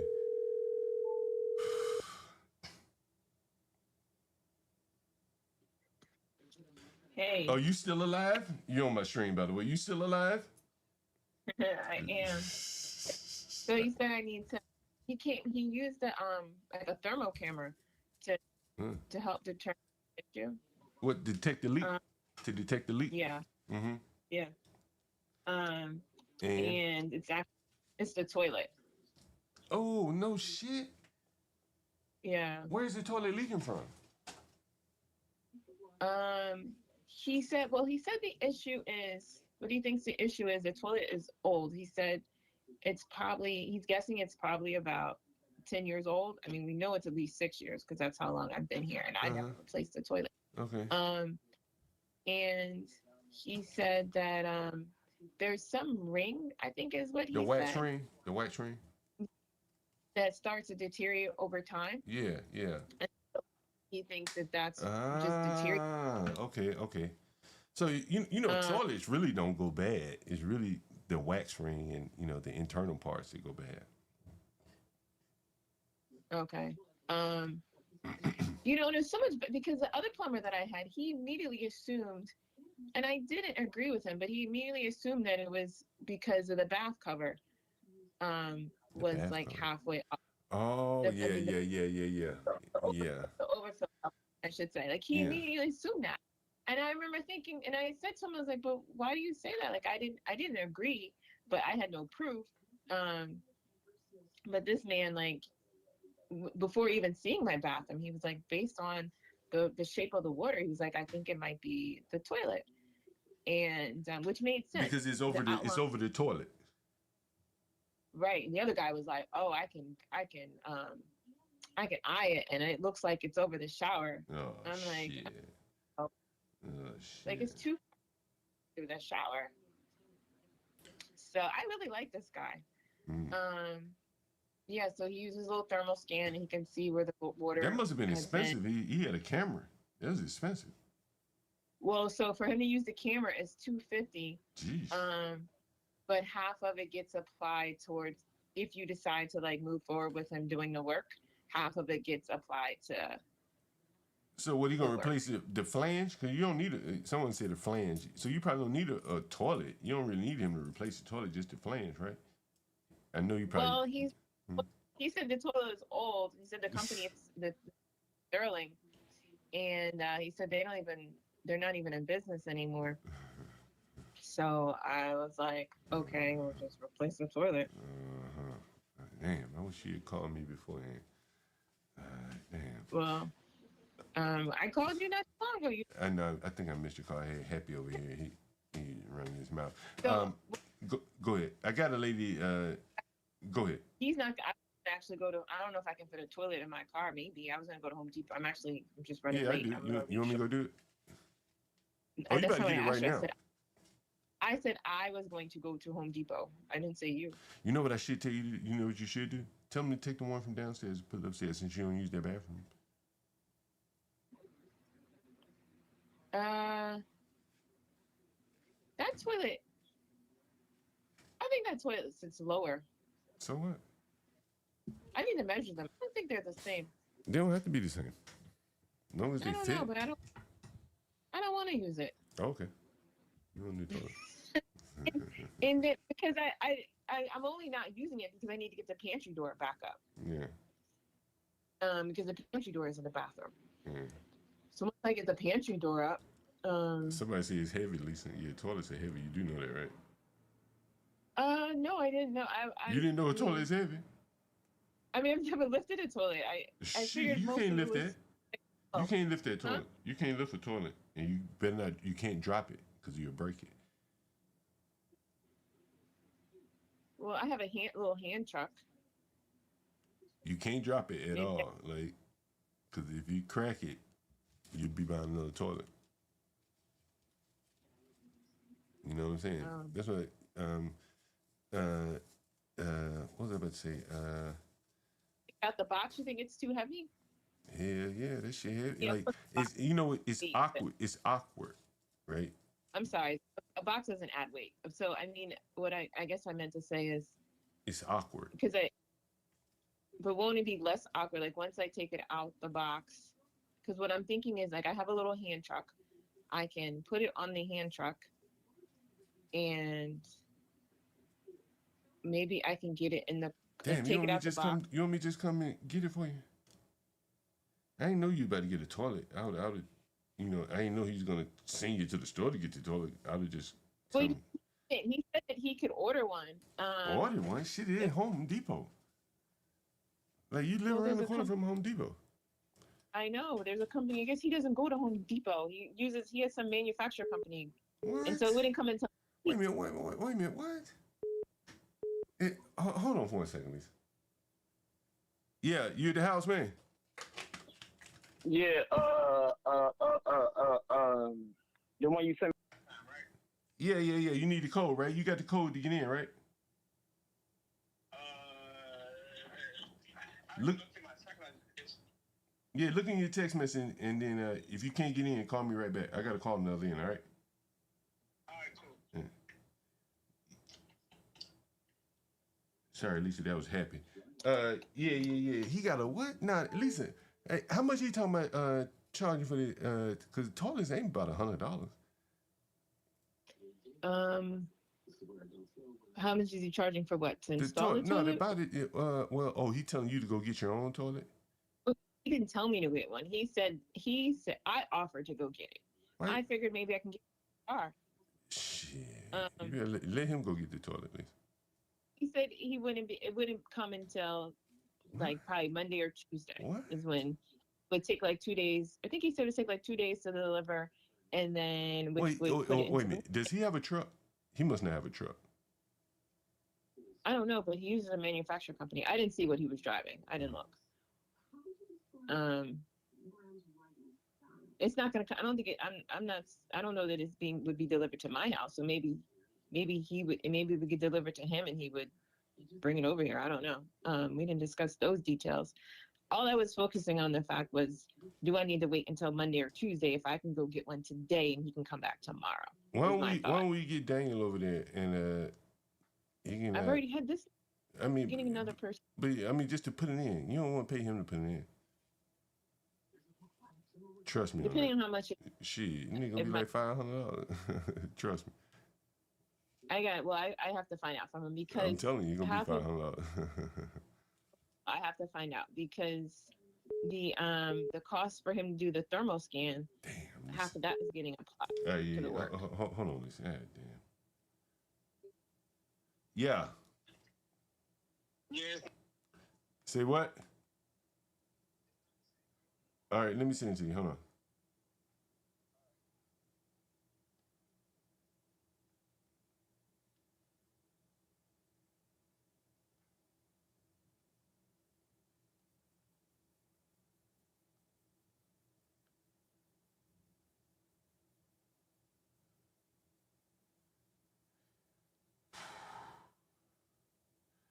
I'm sending it to you right now.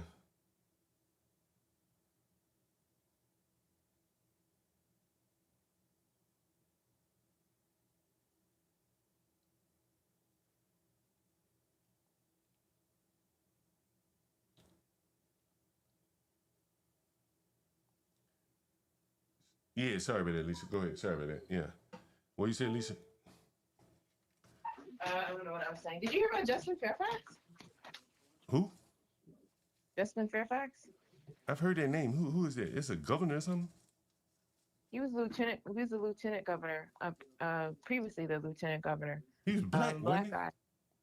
Yeah, he killed himself and his wife. What? These Negroes going on a rampage out here, huh? Him and his wife were, because Rodney texted me. Rodney was like, "Did you hear about it?" I was like, "No." Negroes in politics. I keep trying to tell you, Negroes in politics.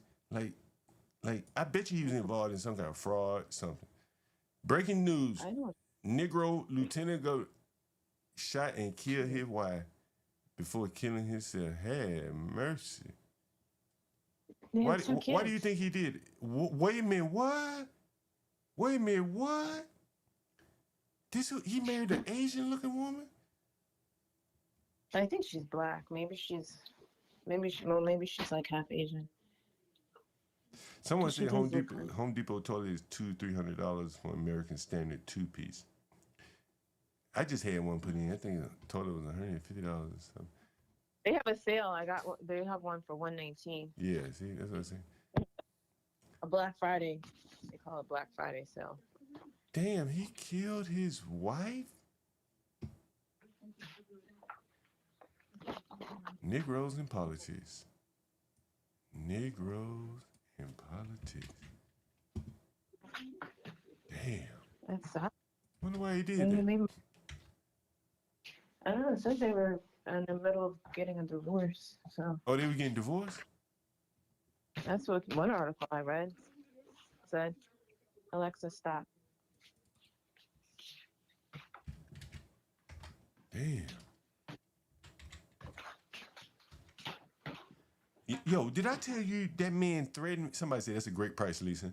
Did I tell you that man threatened me, Lisa? And I just happened to read the text message the other day. And I'm like, damn, he threatened me. What man are you talking about? The man that's moving in.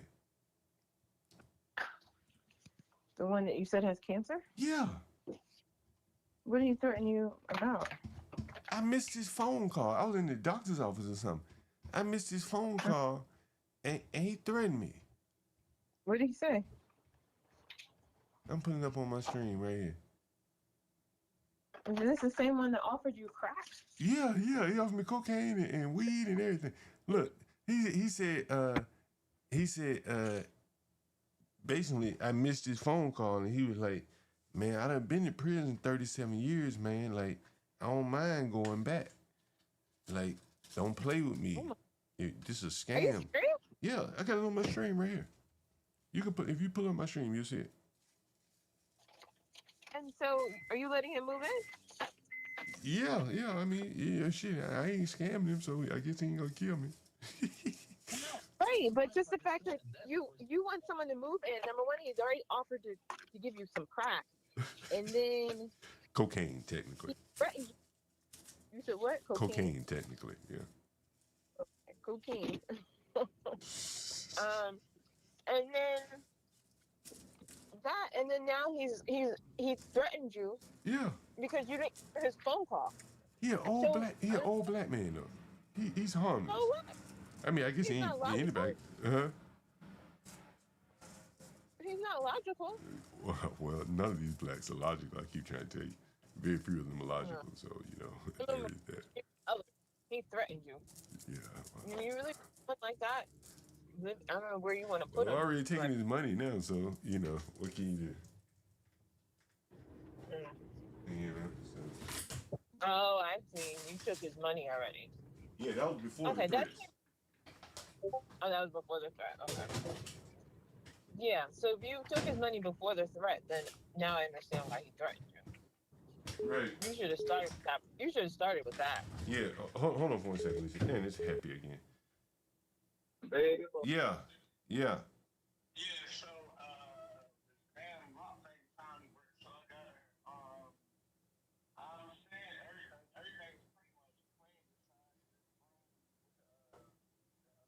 Yeah. So just start cleaning up, man. Just start cleaning up. Take trash out. Just start cleaning up. Take trash out. I'll be over there in like 15 minutes. All right. All right, brother. I'll see you. Yeah. Mop up. Do whatever you need to do in there. All right. Yeah. Yeah, I'm back. Yeah, I gotta get ready for the council, man, Lisa. You know what I'm saying? The one who threatened him. Yeah. Yeah, he threatened me, but he should have threatened you. If he thought maybe you were scamming him, you took his money to not. But a threat, and but look how, you willing to go back to prison over $300? Jesus Christ, damn, jeez. Maybe he would, maybe he wasn't really gonna do anything, but just issued a threat because he thought he was being scammed. I mean, I might have threatened you too, and I know I can't do a damn thing. You too lovely, Lisa. You wouldn't be threatening anybody. But I thought you took my money. He was out of frustration. Now JB would probably JB would threaten you. Yeah, he might do it, but you ain't gonna do it. So you going to get this toilet or what? You gonna try to go get this toilet or let this man go get it? I'm on my way to Home Depot now. You can't carry that toilet. Lisa, I'm telling you, you might well wait till I get there. And I forgot my hand truck too. And I'm almost there. But look, you need my hand truck. Like, I got a real hand truck. Like, you don't have a big one, I don't think. I don't even see mine. How you not on the big one? Because mine can lay flat and roll. Because if you lose control of that hand truck and it fall forward, you might crack that toilet. You know what I mean? Yeah. Matter of fact, I don't even know if you can get a toilet in your back seat. I don't think you can get a toilet in your car. Oh, you know what? I meant to take I actually wasn't thinking. I meant to take the car seat out too. Yeah, I don't think you can get a toilet in your car, even with the car seat out. I don't think you can do it. I was thinking if I took it out the box, it would fit. I mean, yeah, I have to take the car. if you get everything out the toilet, out of the car, it'll fit. You know, let the seat up. But that thing is it's awkward, Lisa. Like, you can't just pick up a toilet like you can pick up a, it's not square. You know what I mean? And it's heavy. Yeah. Well, I mean, I can't get it now anyway, and then I got to pick up JB in like an hour. So we can, we do it this evening. How about that? And then you can come back any other day. You can't because we have. And we can't because we'd have to bring JB. So he can come. But you're saying that it won't fit in the car. It will if you take it out the box. It'll fit on the side. It'll fit on the side of him. Oh well, I was gonna take it out the box anyway, just myself. You might not be able to get in your car without dropping it. I don't know why you think I'm like clumsy or I'm gonna drop it. Because it's awkward to carry. That's the only reason I'm telling you that. But all I'd have to do is lift it up. Shit, that shit ain't light. That shit ain't light, no, I'm telling you. It ain't light. You know what I mean? Somebody said 100 pounds. Really? The toilet? That shit's I was, ceramic. think, I was thinking like, I don't know, 50 pounds. Shit. A toilet heavy as hell. Look. So look, a lady just called me, looking for a room. And when I asked her and her boyfriend, they got any kids, somebody said she hesitated for a little bit, and then she said no. Damn, it's the dude right here. Hey, Lisa, this is the council man. I'm gonna call you right back. All right. I don't want him to kill me. Hello? Hello? Hello. Yeah. Hello? Yeah, bro. Are you up there? I ain't there, but somebody there. You can go down there. Yeah, but how can I get in the house? Somebody there right now, and I'll send you the code to get in. I got to send you the code. Send it to me. Send it to me. Yeah, I'll do that. I'm getting ready to put my. All right, but you supposed to send it yesterday. I was supposed to send you the code yesterday? Yeah, you said you were going to send me the information, man. Come on, man. Oh, I thought maybe you were checking in yesterday. But when you say you were checking in today, I said, well, fuck it. I just sent you the code today. Since you checking in today. Yeah. But look, I'm about to come over there. I'll be there in like 20 minutes, about 15 minutes. I'm right around the corner. All right, I'm at home. I'm going to put my clothes on, and I'm on my way. All right. All right. All right.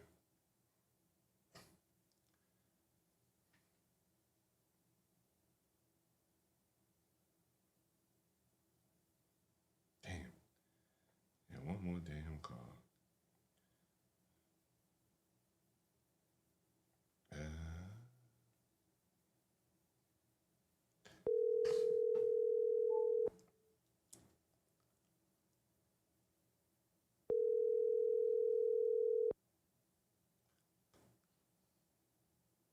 Hello? Hey, I'm running a little bit late. I had a client show up late, and so they put me behind him checking in. He showed up really late. So I'm about to leave here in like 20 minutes, which will put me in Northwest like 12:30. Does that work for you? Sure. Yeah, Okay. that's fine. Yeah, I'm sorry about that. Yeah. All right, no worries. I'll see you then. Okay, yeah, I'll call you when I'm close. Okay, great. Bye. Jeez. All right, let me Man, this has been some stream here. We had the pimp call in. That was the cancer patient. Well, that was the lady. Then we had the cancer patient. Mr. Morris and Be Brave. That was I'll have to clip that up for later this evening. That was pretty good. That was pretty good. Johnny Boy's brother response to Anger Man. That was kind of interesting too. Anyway, interesting stream. Any questions? Matter of fact, I can't put the link. There's the call. I can't put the link. Let me see. Thank you guys.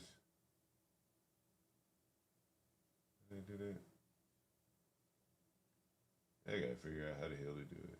I forget.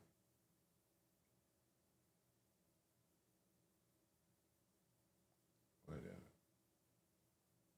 Yeah, there's always next time. Anyway, guys, it has always been my pleasure. I'm gonna get back with Universal Jones. Hopefully, my real estate agent will come back on. But Universal Jones and I, we're gonna do like a Boyd professional hour. And one of the videos that I wanted to cover with Universal, I started talking about it here. One of the things you'll see when I click on this browser here, the screen immediately changes. And so this is the video that I want to go into more detail with it. I wanted to do it today. This is not it. It's this video here. I'll play a few more minutes of it, and then we get out of here. Videos. That's how we engineer the trust. Not by being somebody we're not, but by putting ourselves in the position of those who we genuinely want to help and serve. See, when you're making videos for everyone, you end up being mediocre for everybody. And mediocre channels, creators, videos, they don't gain subscribers, they don't gain views, they don't really get sponsorships most of the time, and they certainly don't get people to come back. Now I'm going to be transparent about my channel for a second. A lot of you guys think that's a waste of time. YouTube, I'm not making a single video. Say on my channel is aimed at entrepreneurs, business minded. Those people are me.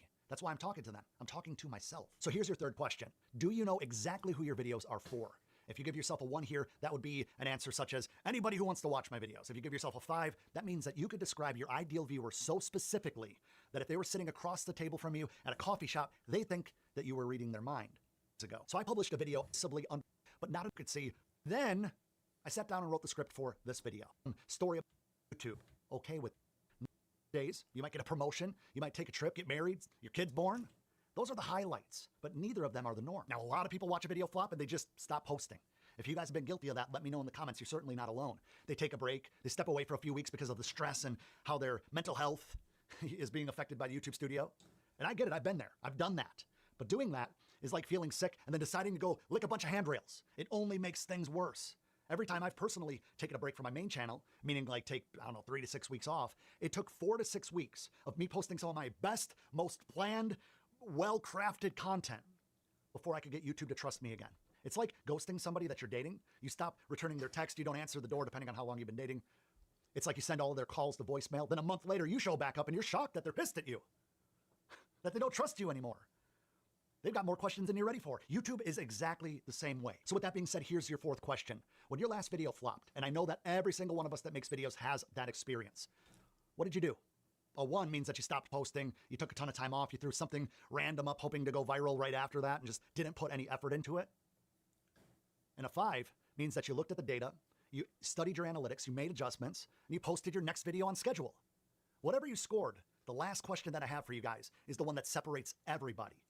And honestly, it's the simplest one on the test. Okay, so in 2018, after about 8 years of being super inconsistent on YouTube, I told my girlfriend at the time, now my wife, love you, babe, that I wanted to do 2 videos a week for 1 year on my channel. And after that, if nothing changed, if things didn't start picking up, if I didn't get into it, that I would seriously consider whether or not YouTube was worth continuing. And I followed through on that. There was only 3 weeks within that calendar, or not calendar year, year to year. I think we started in March or something. So March to March, whatever. 3 times that I missed 1 video. I still did 1. And then there was a few weeks where I hit 3 to try to make up for it because I was going for, 104 videos. It took me 8 years to reach 50,000 subscribers, disengaged subscribers. But from that day where I committed and I got really consistent, it took less than 18 months to go from 50,000 to 200,000.